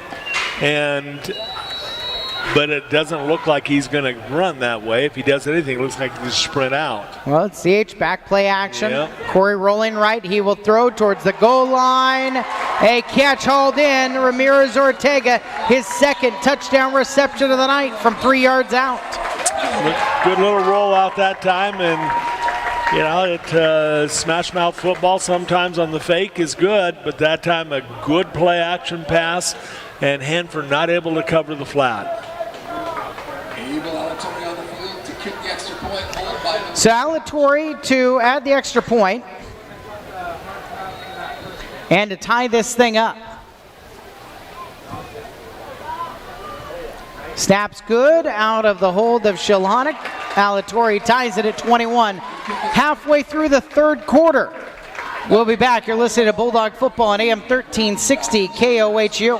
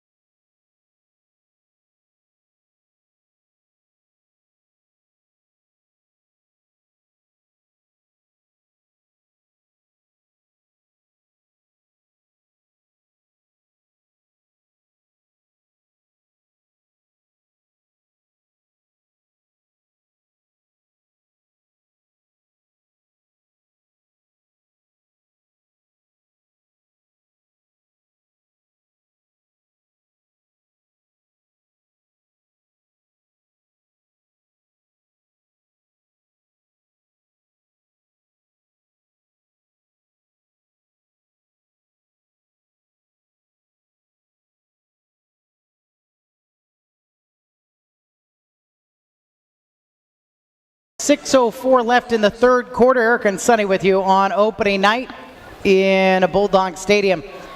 Down on Kennison Field, it's 21 apiece. You don't think he'd try another onside, do you? I absolutely think that he might try another onside. I asked David Faiatete about this last night after we finished Chalk Talk, and I said, does Abel have all of the different moves that Sam Cadenas had kicking the ball off? He says, and more. Into the wind. This is a little chip. And take it at the 30 by an up man. Nice hit. Colton Whitmore essentially hit after 5 yards. Larson and Nathan Welty on the stop. Nathaniel Connell in there. Connell 30 on the hit. Man, that was a good hit.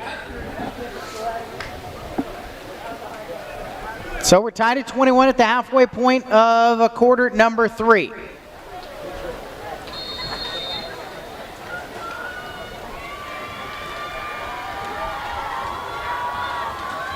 Kevin Hester hasn't truly popped off yet. The statistics brought to you by the Hermiston School District show the next carry will be his 12th. He's got 43 yards right now. The deep man behind Perks. The junior will motion Armstrong right to left in the formation. Hand off to Hester, running left. Hester hit in the backfield by Stasek and dropped for a loss of 3. Stasek and Larson have been successful at that linebacking core. Yeah, Stasek just reading real well and coming up. And you know, like I said, Eric, they're probably going to do some adjustments after tonight and when they go through practice after they watch the film to seeing how long it actually is for that Hanford is taking to get to the line of scrimmage with the football. I think they're going to maybe move them up a little bit and allow that speed to couple with his quickness. 2nd and 12, fake a toss, handoff, Armstrong running left side on the counter play. Armstrong tripped up in the backfield by Shilhonic. Great job for another tackle for a loss by Shilhonic and for another 2-yard loss. Under 5 minutes remaining in quarter number 3. 3rd down and 13 facing the Falcons. Bulldogs after tying the game. Looking to get Hanford off of the field on one drive. Passing down for Perks. Blitz coming off his backside. Play action. He gets away from the first blitzer. Rolling to the right. Coming towards the Hermiston sideline. Gives himself some time. Throws it back over the middle. Incomplete. Justice Council stepped in front of Hubby and they bumped into each other. Council almost had himself a pick going the other direction, but it is an incompletion and Hanford's going to have to punt away. Yeah, that's unfortunate that they kind of got their feet a little bit tangled up, and that I know the council was asking for a penalty, but there was no penalty there. That was just incidental contact, but a good play by council coming across. Just too bad he couldn't hold on to the football.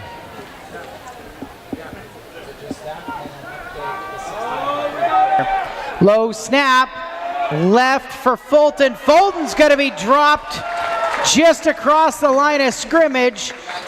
McCamey gets to him, and Hanford is going to give Hermiston the ball again on a short field with 4:13 left in the third quarter. Good pursuit on not a great snap, and a timeout for the Hanford Falcons. Yeah, that time there, only was able to pick up a couple of yards after fumbling, after the ball was rolled back to the snapper or to the kicker, and McCamey just flying to ball and doing a great job. I'm of two minds here. This would be a great time to dial up something to the end zone. Instead, a handoff, left side run. Jackson Gribskoff not finding a whole lot of space before the line of scrimmage. Spun down by Sarabia. the sophomore safety. Serbia, and then Duffield put them away, but their strength right there, that is a good-looking run. Second down and 8. And this is 4-down territory for Hermiston, unless they go backwards on something. Corey slaps his hands together, turns hands off. Gribskopf again running left side. And the senior will muscle his way down inside the 28-yard line. That's a pickup of 6 yards for Gribskopf. Has done most of his work tonight. The senior has on the defensive side of the ball. But one of the things David Faitete has noticed is how much more confidence Gribskopf has.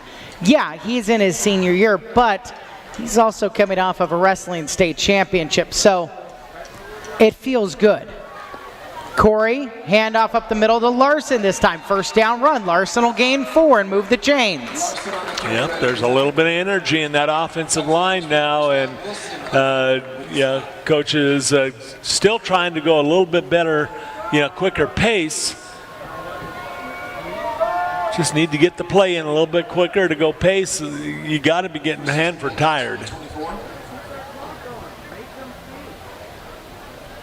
First down and 10 at the 24-yard line. 2:45 left in the third quarter. Game's tied at 21. Motion Walty across the formation, left to right, handoff Larson going back to the direction Walty came from. Larson bounces off a 1. Hauled down by the linebacker Whitmore at the 18-yard line. About a 5-yard gain for Larson. Some good hitting going out there by both teams tonight, and this time here, I think Hermiston might be starting to show that their condition is a little bit better than Hanford. Second down and 5. Fake to Larson. Left side run for Corey. Corey will walk out of bounds. Gave him the 15-yard line. A 3-yard gain for Corey on the ground.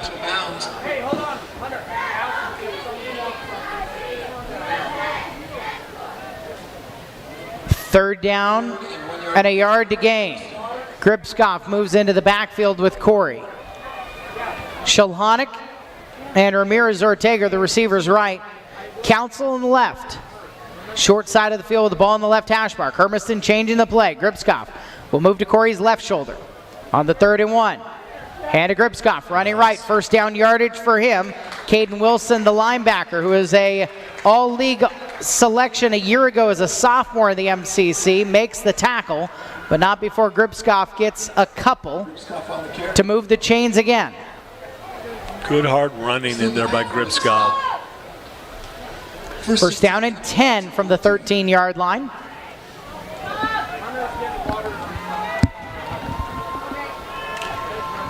Corey motions Council left to right, tosses to him. Council on the fly sweep right, will hop himself to the 10-yard line, picking up 3 yards on the pass play.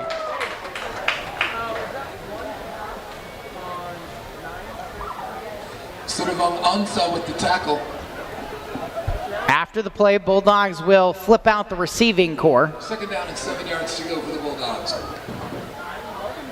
Second and 7, Corey. Fakes a handoff, turns, spins, pressured. He'll move back up the middle of the field. Corey dragging a tackler all the way inside the 5-yard line, down to the 4. The sophomore quarterback just carried a Hanford tackler 6 yards.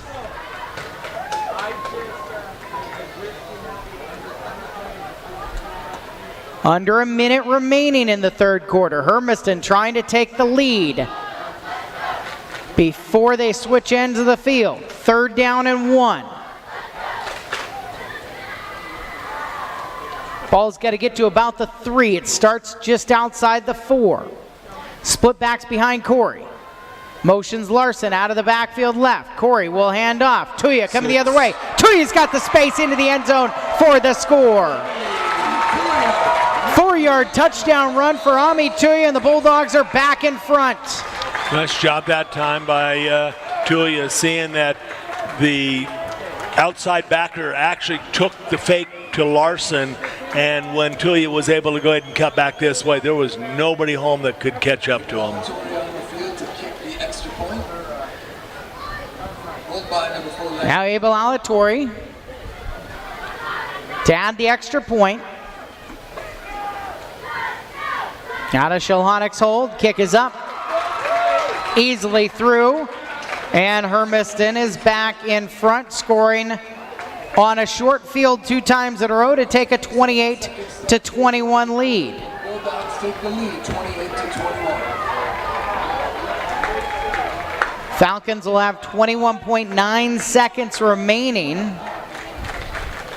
And again, Hermiston seems like they have seized control here. Yeah, I mean, they have definitely got the momentum. They really do. We'll see how this thing comes up right now, and if Hermiston can put another stop on here to end out this third quarter, that is a good thing.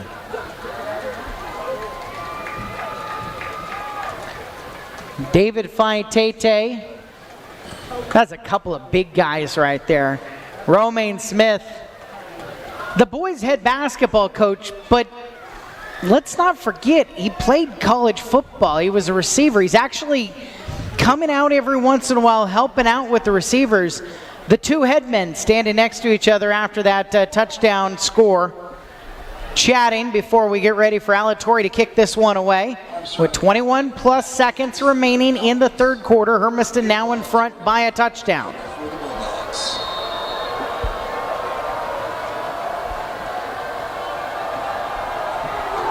Alatorre will again chip it short.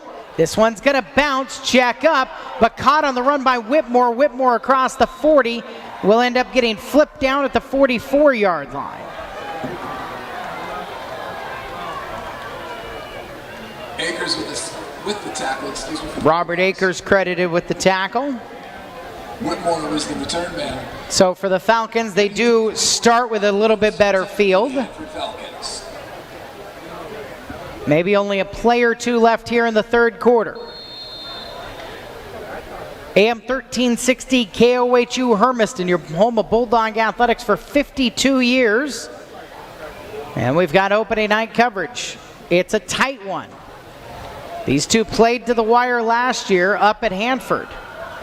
Played on their field for the first time because of the started construction at Fran Rish. Hand off to Hester. Hester up the middle. Slipped across the midfield stripe. He was trying to put the brakes on, cut to his right, and he ends up tripping himself for an 8-yard gain. Ramirez coming up to put the finishing touches on him, but yeah. That is a very generous tackle you're giving to Ramirez Ortega.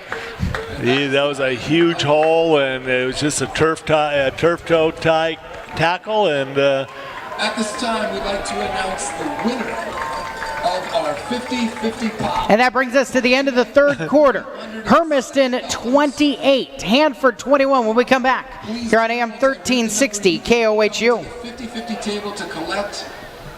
The number is 407 14-0.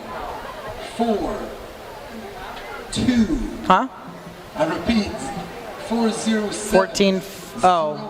4 2. Yeah, so you're right, the halftime scoring is 21-14. And thank you to all.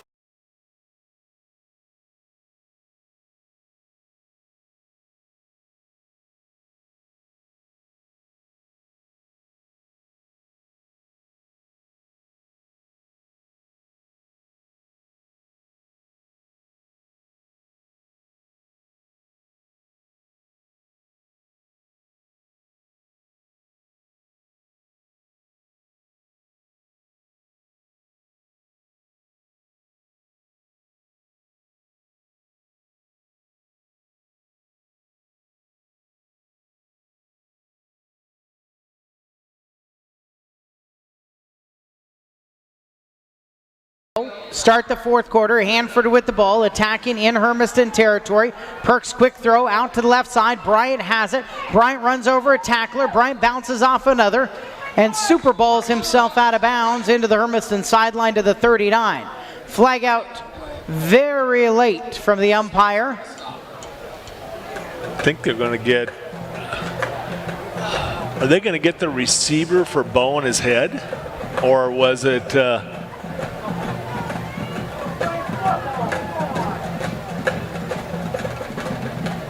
That sure looks like what they're talking about, Eric. 9-yard gain on the pass play to Bryant.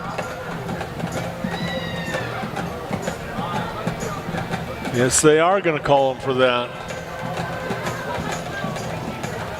So it would be leading with the crown of the helmet.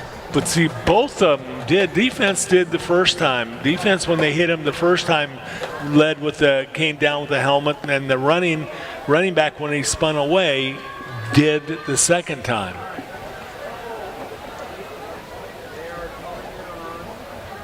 Oh, They're going to wave off the flag, and so give the 9-yard gain up to the 39-yard line for the Hanford Falcons, and a passing first down. yeah, it's an awful tough one to give like that whenever you're a running back and you're going sideways. Hanford Falcons.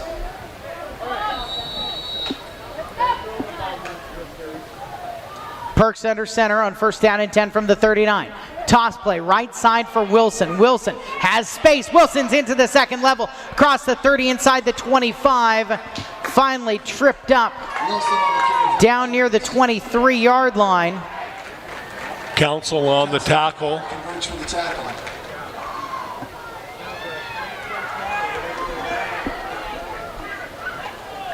Sixteen-yard gain for Caden Wilson, the leading rusher for the Hanford Falcons. His 8th carry of the night. He's got 58 yards. The statistics brought to you by the Hermiston School District. First down and 10 from the 23. Right hash mark set. Perks under center. The junior quarterback takes the snap. He'll fake a handoff. End around, coming left side. And a little bit of space out to the left side for Sarabia, who is tripped up and taken down eventually at the 12-yard line.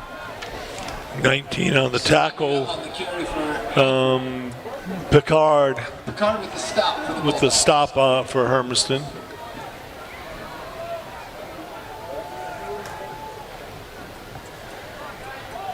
First and 10 for Hanford at the Bulldogs. First down and 10. 10:42 on the clock. Toss play right side for Hester. Hester. Flag comes out as he is shouldered down. Got back to the line of scrimmage, but it's going backwards. Another holding penalty against Hanford. Stasic again on a great hit out there, taking everything on. But that was a hold call from right at the beginning during the middle of the toss.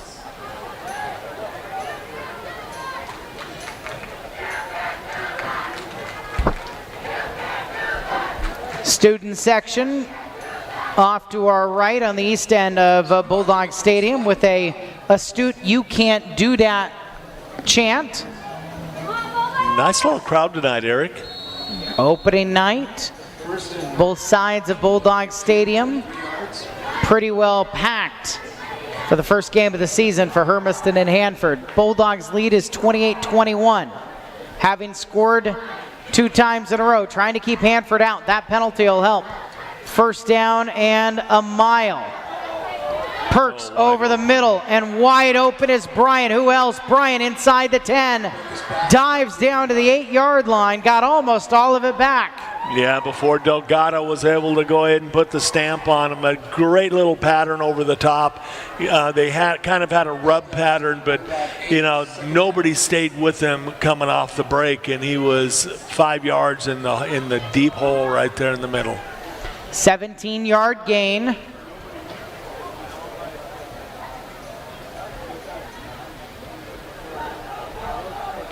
For Bryant, it's his 5th catch of the night. It brings him over 100 yards. 2nd and 5 after the big play. Handoff.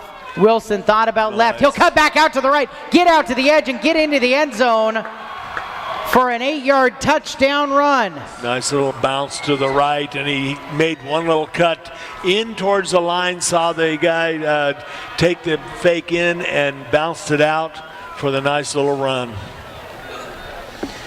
So at 9:22 on the clock in the 4th quarter, Wilson gives Hanford a chance to tie things up with the freshman Dominic Lohman's extra point.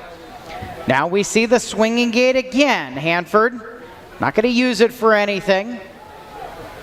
Hubby the holder will pull everybody in to protect and try to tie this thing up.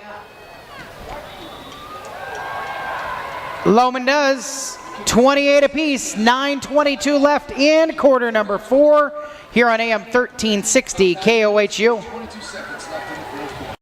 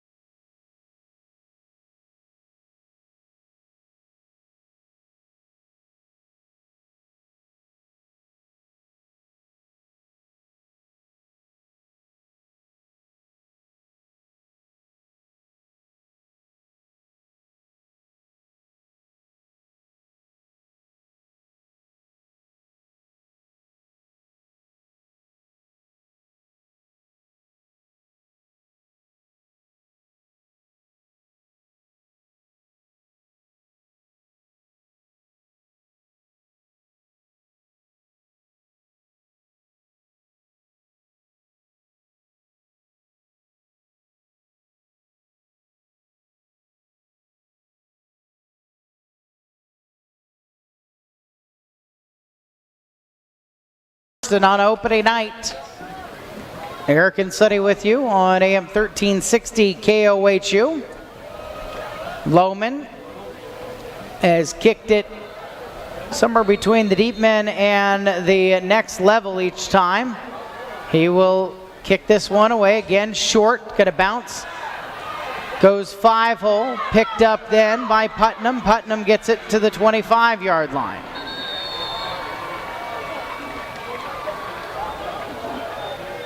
Even Stevens 28 apiece. A little more than 9 minutes left in quarter number 4. Taking a look at the Columbia Orthodontics scoreboard. Hepner. Well, that started off well. 46-6 the final score. Fourth quarter action up at Chiawana High School, where Tri-Cities Prep has a 13-7 lead over Umatilla. Vikings just scored. First down and 10 for Hermiston. Corey throws right side. Shilhonic has it on the screen. Shilhonic's got space tripped up on the Hermiston sideline. Let's call that a saving tackle made by Carter Kaufman. Yeah, that was now that's how that play should come out, that quick, Eric. And you saw the difference in tempo that time, how quick Isaac was able to get the ball out. And, Landon just lit it up. I wish he could have got that extra step. 15-yard gain on the pass to Shilhonic. Quick flip out into the left flat. This one is sniffed out. And really not much of any gain to speak of on the pass play to Colton Trotman. Yeah, Castro out there to make the tackle and did a great job. Loss of maybe a couple inches, maybe no gain. We'll call it no gain at the 39, second down and 10. Corey, hands off, right side run. Gribskov hit hard after a 3-yard gain. Yeah, he almost broke away from that initial hit. And big number 18, Justin Fulton, came in and put a hit on him and did not let go after being hit initially by Whitmore.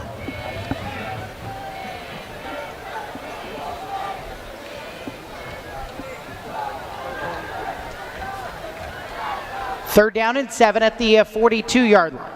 Corey to throw. Pressured on the left side. Sets the screen up. Dumps it to Larson. Larson caught from behind, but drags his tackler up to the 49. It's enough for a first down. Did they give it to him? Gave it to him on the near side. Yeah. And they haven't signaled. It appears it's Well, the ball appears to be across the 49, and the official on Hermiston's side is waving things off. It is enough. The ball, the nose of the whole ball is past the 49-yard line, and the yard to gain was the 49, so that should have been a first down. Move the chains for Hermiston, a first down. 7:50 left in the quarter.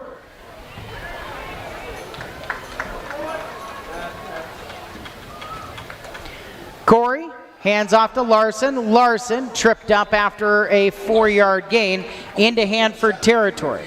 Starting to get some good push again. Hermiston's got to keep pushing now. They've got to get that push into that Hanford defensive line. 2nd down and 6 yards for the Bulldogs. And you got to like your chances going this direction with Alatorre. 2nd down and 6. Isaac Corey will keep it running right. Corey jab steps himself into a tackler and driven back towards the midfield stripe. Flag out at the end. There is a flag on the play. Corey loses 4 yards on the play, but I think Hermiston's going to end up getting yards on a Hanford penalty. Maybe I don't think it was an intentional or a personal foul. Face pass. Charge against the Hanford Falcons. I think it's a 5-yarder, isn't it?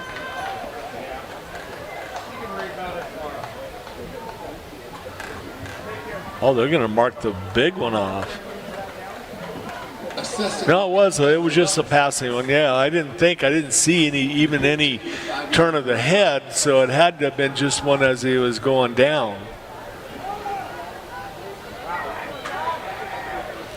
Last year, Hanford ended up with, I think it was 10 penalties and 103 yards. I know they've got to surpass that already.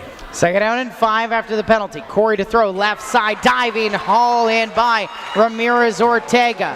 Nice job. Right there, delivered on time, and you don't have to worry about anything else. It's 10 yards a pop in the middle.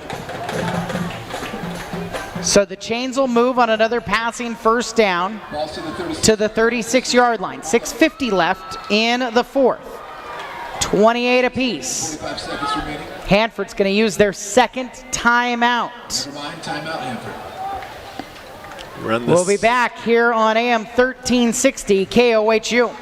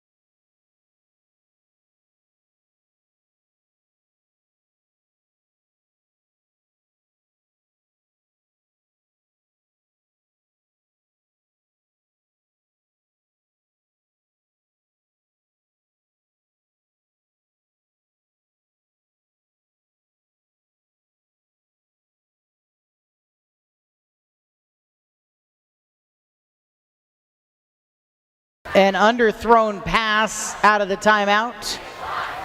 Incompletion on 1st down gives Hermiston a 2nd down and 10 at the 36.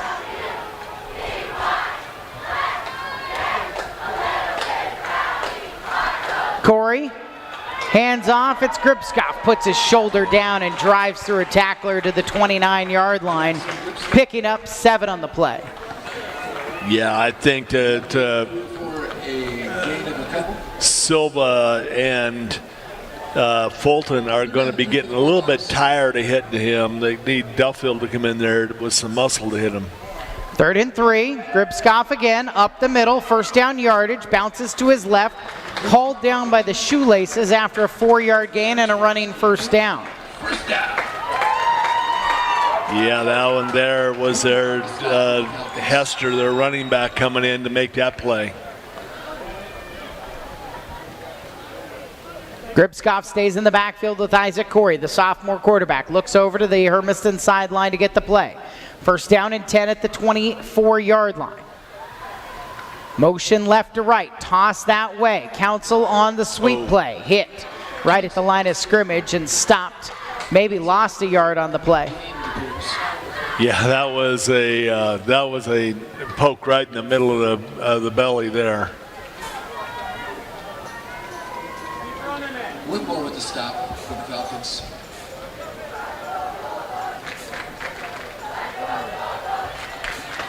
Second and 11, back at the 26-yard line. Under 5.5 minutes remaining in regulation. The game tied at 28. Throw left side behind Ramirez Ortega. He catches it, spins to his left, and is hit out of bounds at the 13-yard line.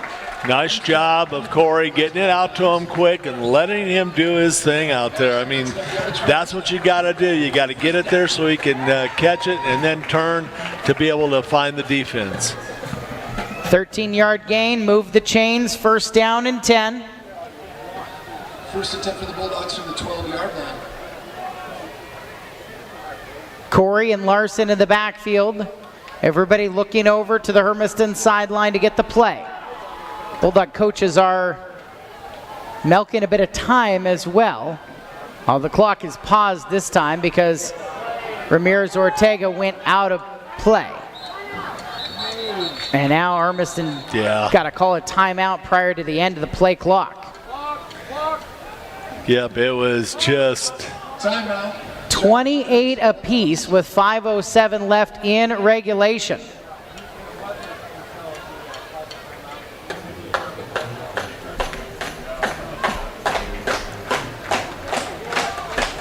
It's the first drive Hermiston's had the entire night that has really taken some time off of the clock.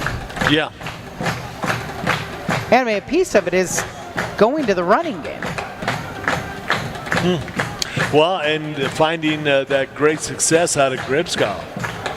You know, you get he's been pretty fresh out there offensively, but he's played a heck of a game defensively.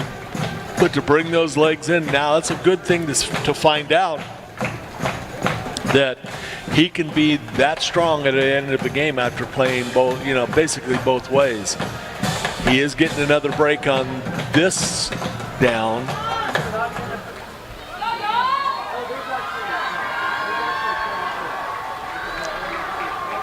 First down and 10 at the 13-yard line. Left hash mark set. Ben Larson stands to the right shoulder, the sophomore quarterback, who takes the snap, hands off to Larson, flips it back behind him to Shilhonic. Shilhonic diving back behind him is muscled off of the fumble, and Hanford's got the ball. Yeah, that time there they tried a little bit of an end around and a flea flicker type thing. Larson got hit before he could get rid of the ball, and it kind of went squirting out.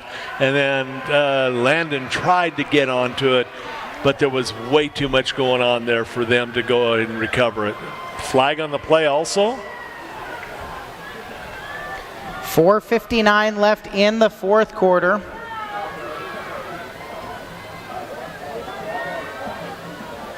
So what are they going to call? I don't know. Hermiston, personal, no, they called a personal foul on. Personal foul on the Falcons.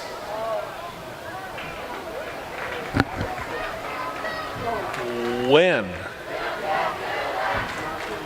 So after the turnover. After the play. Okay, all right. That's their 12th penalty of the night.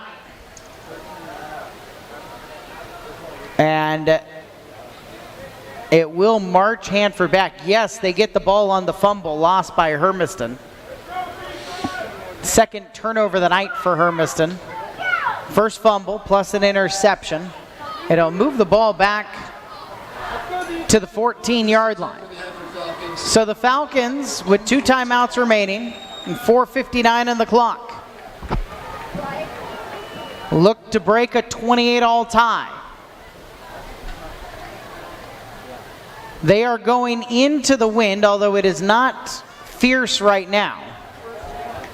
And they've got a freshman in Dominic Lohman called upon for the kicking duties.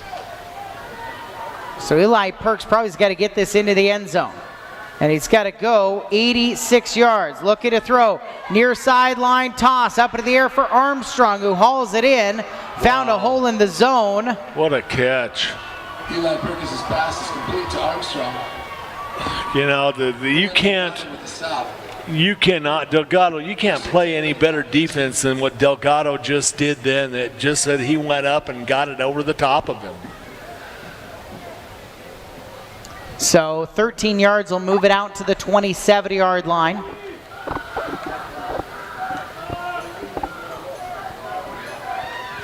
...108 yards passing now for Perks.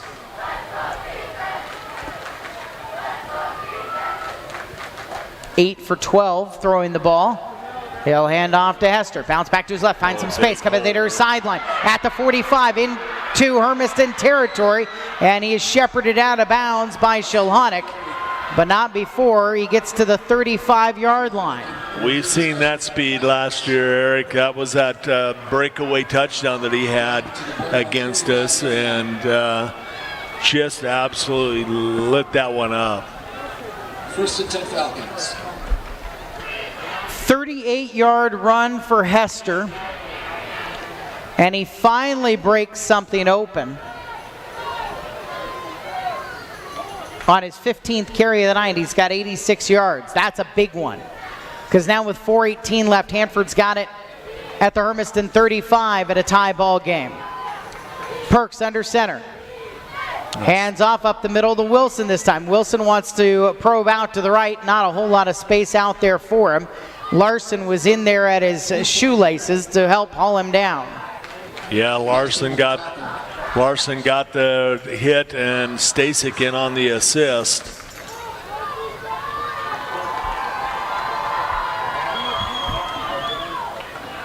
Second down and 7. Ball at the 33-yard line. Preston Bryant wide to the right side. He's got 5 catches for 104 yards tonight. Perks, play action to throw, pressured from his front side. He'll roll out to the left, get away from one tackler, end up getting positive yardage, in fact, first down yardage, before he's pulled down by McCamey. Yeah, nice job by McCamey that time, but unfortunately, a good head fake by Perks that took everybody else away from it, and he's able to cut back inside.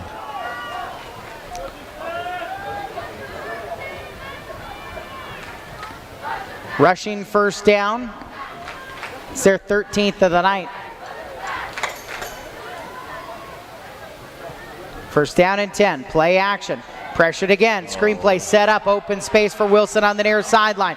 Wilson hauled down at the 10-yard line. Tried to stiff arm away Stasek, and Stasek wasn't having any of it. He's had a monster night. Unfortunately, that's, getting him back down there for almost another first down.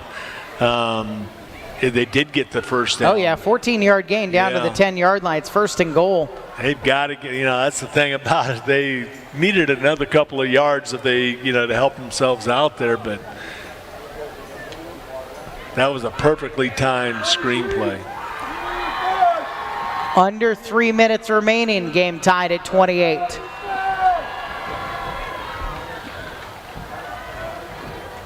Bryant motions closer to the formation, wide right. Hand off to Hester. Hester in the backfield, stop for a loss, back 3 yards. Larson first in on the hit, and then followed up by Stasek, excuse me. Martinez got in there as well to create some problems. But yeah, Larson just shot the gap from the linebacker blitz. Second and goal from the 13 now. Yeah, they brought both linebackers, Stasek and Larson, both had the gaps filled, and that was a good play. Hester still the deep man. Receivers tight to the formation. Perks toss play right side. Hester trying to get out to the edge. Runs into Gripskoff. Gripskoff holds him up. Maybe a yard for Hester on the play. Third and goal from the 13-yard line. Yeah, I don't think into this. I haven't seen where their kicker gets it that far, but maybe. Under 2 minutes left. Hermiston has 1 timeout. Hanford does have 2 of their 3 timeouts remaining.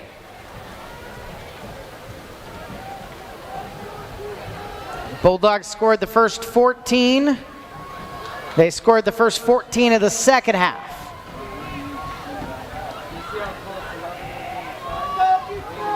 Third down and goal, play clock running down. Perks gets it with just a second left on the play clock. Rolling left, he will lob it to the end zone. Jump ball, batted away. A big play made in the secondary for Hermiston by Nathan Picard. The senior for the Bulldogs coming up big, going one-on-one with Bryant. And they are going to go for the field goal. Picard, one of 10 seniors. Yeah. There's 58 total varsity JV guys, not a whole lot of them in that class of 2023. And one of the things he said at the summer camp for Hermiston, when everybody was together on that first night, talking about what football means to him, he said, look, I'm tired of everybody saying we suck. Yeah. I'm playing to prove everybody wrong. All these guys who quit on us. Yeah. The senior class is half the size it should be. Timeout prior to a long pressure-packed attempt for Dominic Lohman. Lohman is looking at a 28-yard, maybe 27-yard field goal attempt to give the lead to the Falcons. We're tied at 28 with a minute 18 left in the fourth quarter. Yeah, this is going to be because, well, the breeze is still there, but not much. It's just enough to maybe make it a little bothersome. And I don't think you're good this deep and this late in the game, you're going to see anything but at least a kick attempt here. You could see something come up and float somebody out of there, but this late with a minute 18, and we're going to see our first overtime for a while, Eric. You're just trying to jinx everything here.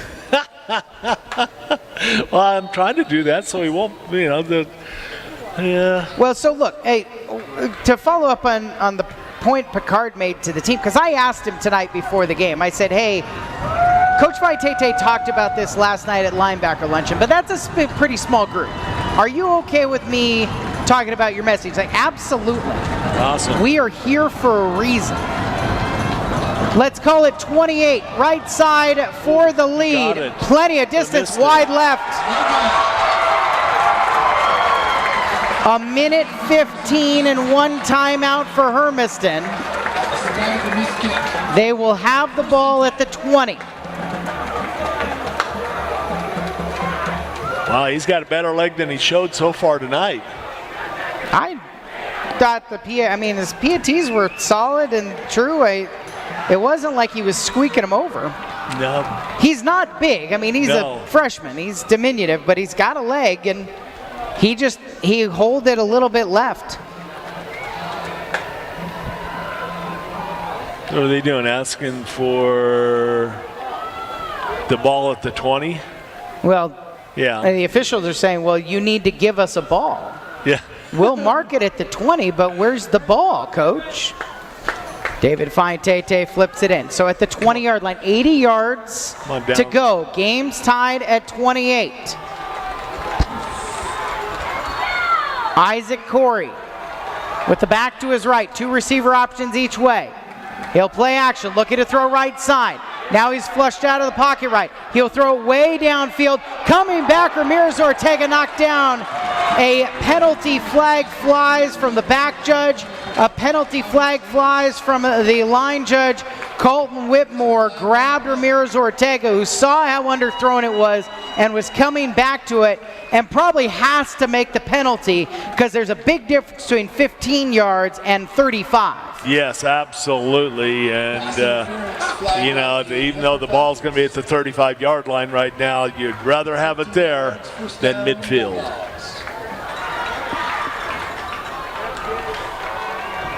So it moves it to the 35-yard line.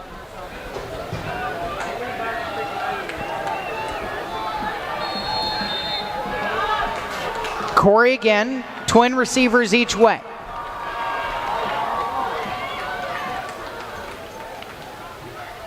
Falcons rush 4. Corey throws over the middle. Caught on the run, going down to the left side. Some space for Putnam. Putnam into Hanford territory. Flag comes out late as Putnam gets down to the 33. So is it going to be a horse collar or is it going to be a taunting?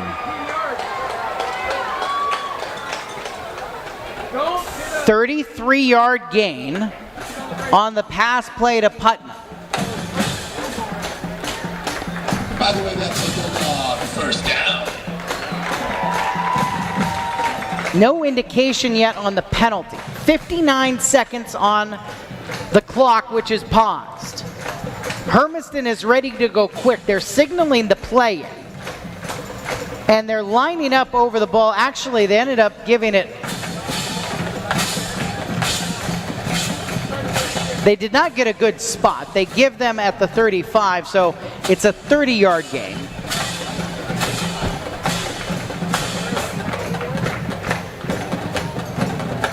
Now we get the indication on the penalty flag. No, not yet. First, an explanation being brought over to David Faitete. Looks like they're going to wave off another penalty flag. They will. Wow. So it's just a passing first down to the 35-yard line. 59 seconds left. Clock should be rolling. And they will roll it now.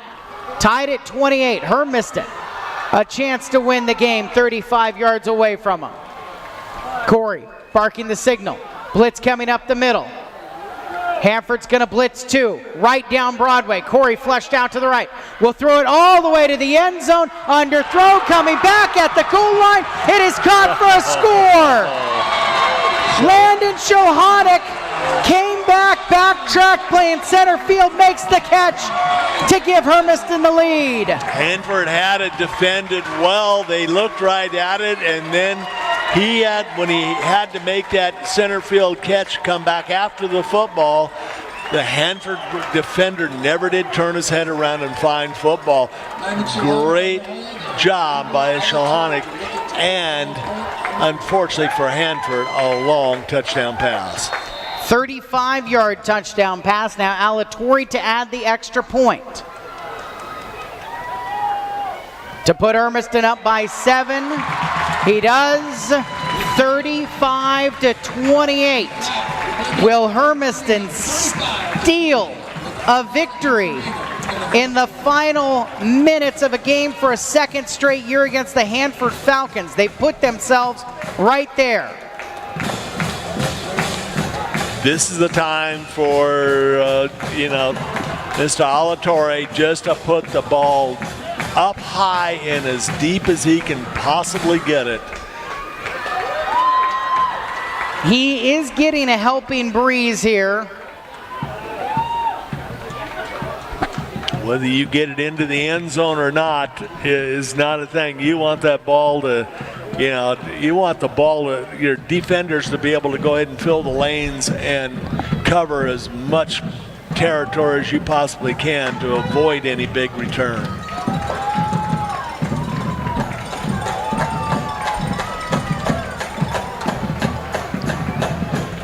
Cade Armstrong and Carter Kaufman are the returners for Hanford. They'll set up at the 10-yard line, half a field away from Abel Alatorre. The junior right-footed kicker will backtrack to kick it away with 40 seconds left and Hermiston up by a score. Kaufman left, Armstrong right. It'll be Kaufman's way. Kaufman catches it, back stepping at the 13. He gets a big block and is hauled down at the 29-yard line. Akers finishes off a tackle that's started by Frankie Trevino. Frankie Trevino with the stop for the Bulldogs. Falcons do have a timeout. And they have 70 yards to go.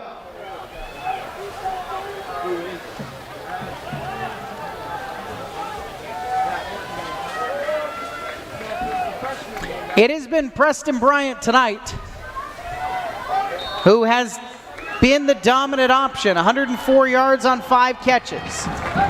He will line up left in the slot.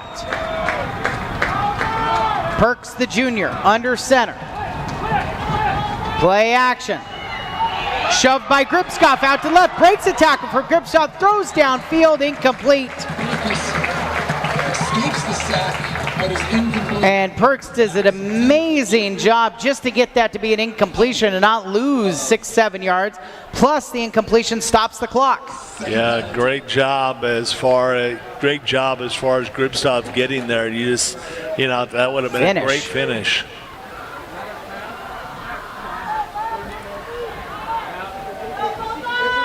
Bulldogs will leave just speed rushers on the field right now.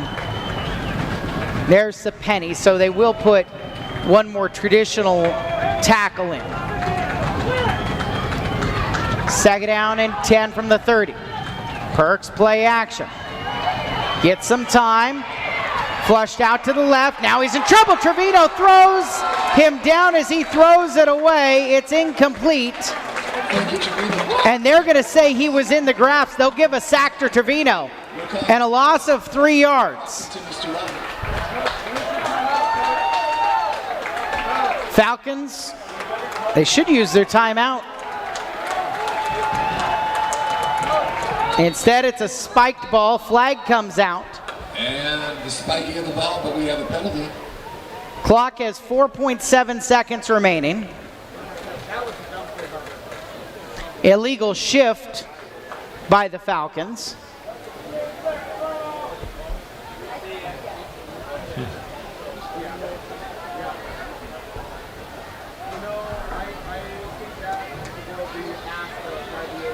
Illegal formation was called on Hanford.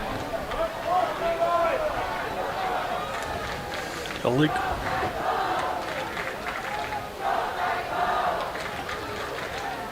The back judge is being called in.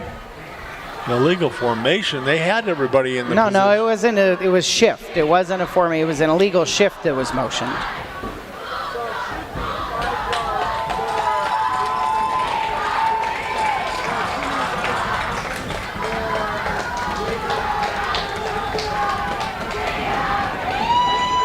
So the Falcons are down to 4.7 seconds and 77 yards, down 35 to 28. 3rd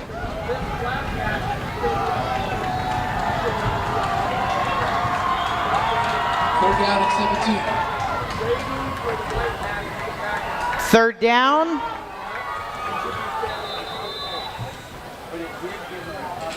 And now Hanford's going to use that timeout. A play late. Yeah. I know you. The problem with not using it right after the loss of 3 yards for Perks was that, are they going to add some time back on the clock? I'm looking at the white hat. It looks like he's making that type of indication.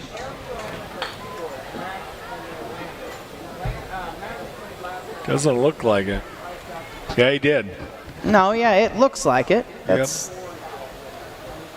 where he wants to go with that. 10.7. They're going to add 6 seconds, or 6.7. We are attempting to. So 2 seconds added. Ooh, we don't need 30 minutes. We already started late tonight. We don't need 67 minutes. Bulldogs are going to go to Franrish Stadium, the newly opened Franrish Stadium. Next week, 7 o'clock scheduled start time. We'll have radio coverage beginning at 5:30. Hanford at Edgar Brown Stadium next Friday night against the Chiawana Riverhawks. Falcons have 6.7 seconds. Essentially, this is the play. Perks dumps it. Hester throws it backwards to Perks. Now Perks is trying to shift the field out to the right side. Perks in trouble, tosses it out to his right on a lateral, out near his own sideline. It's lateral back. Perks bobbles it. Perks flips it backwards into the end zone now. Hester's trying to just get out of the end zone.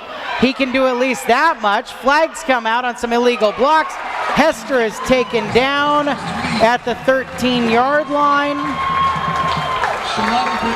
Council and Shalonic on the tackle. We do have a flag or two out. An illegal block against Hanford will be waved off. Yep. And Hermiston will win on opening night. 35-yard game-winning touchdown pass from sophomore Isaac Corey to Landon Shilhonic, who's in on the tackle of Hester to finish the game and put Hermiston at 1-0 to start off the season. Wild start to finish here tonight as these two teams have battled to a one-score difference for a second consecutive season. Let's put a bow on things. It's time for your Sway Motors tailgate show when we come back post-game here at Kennison Field with Hermiston in front and winning game one.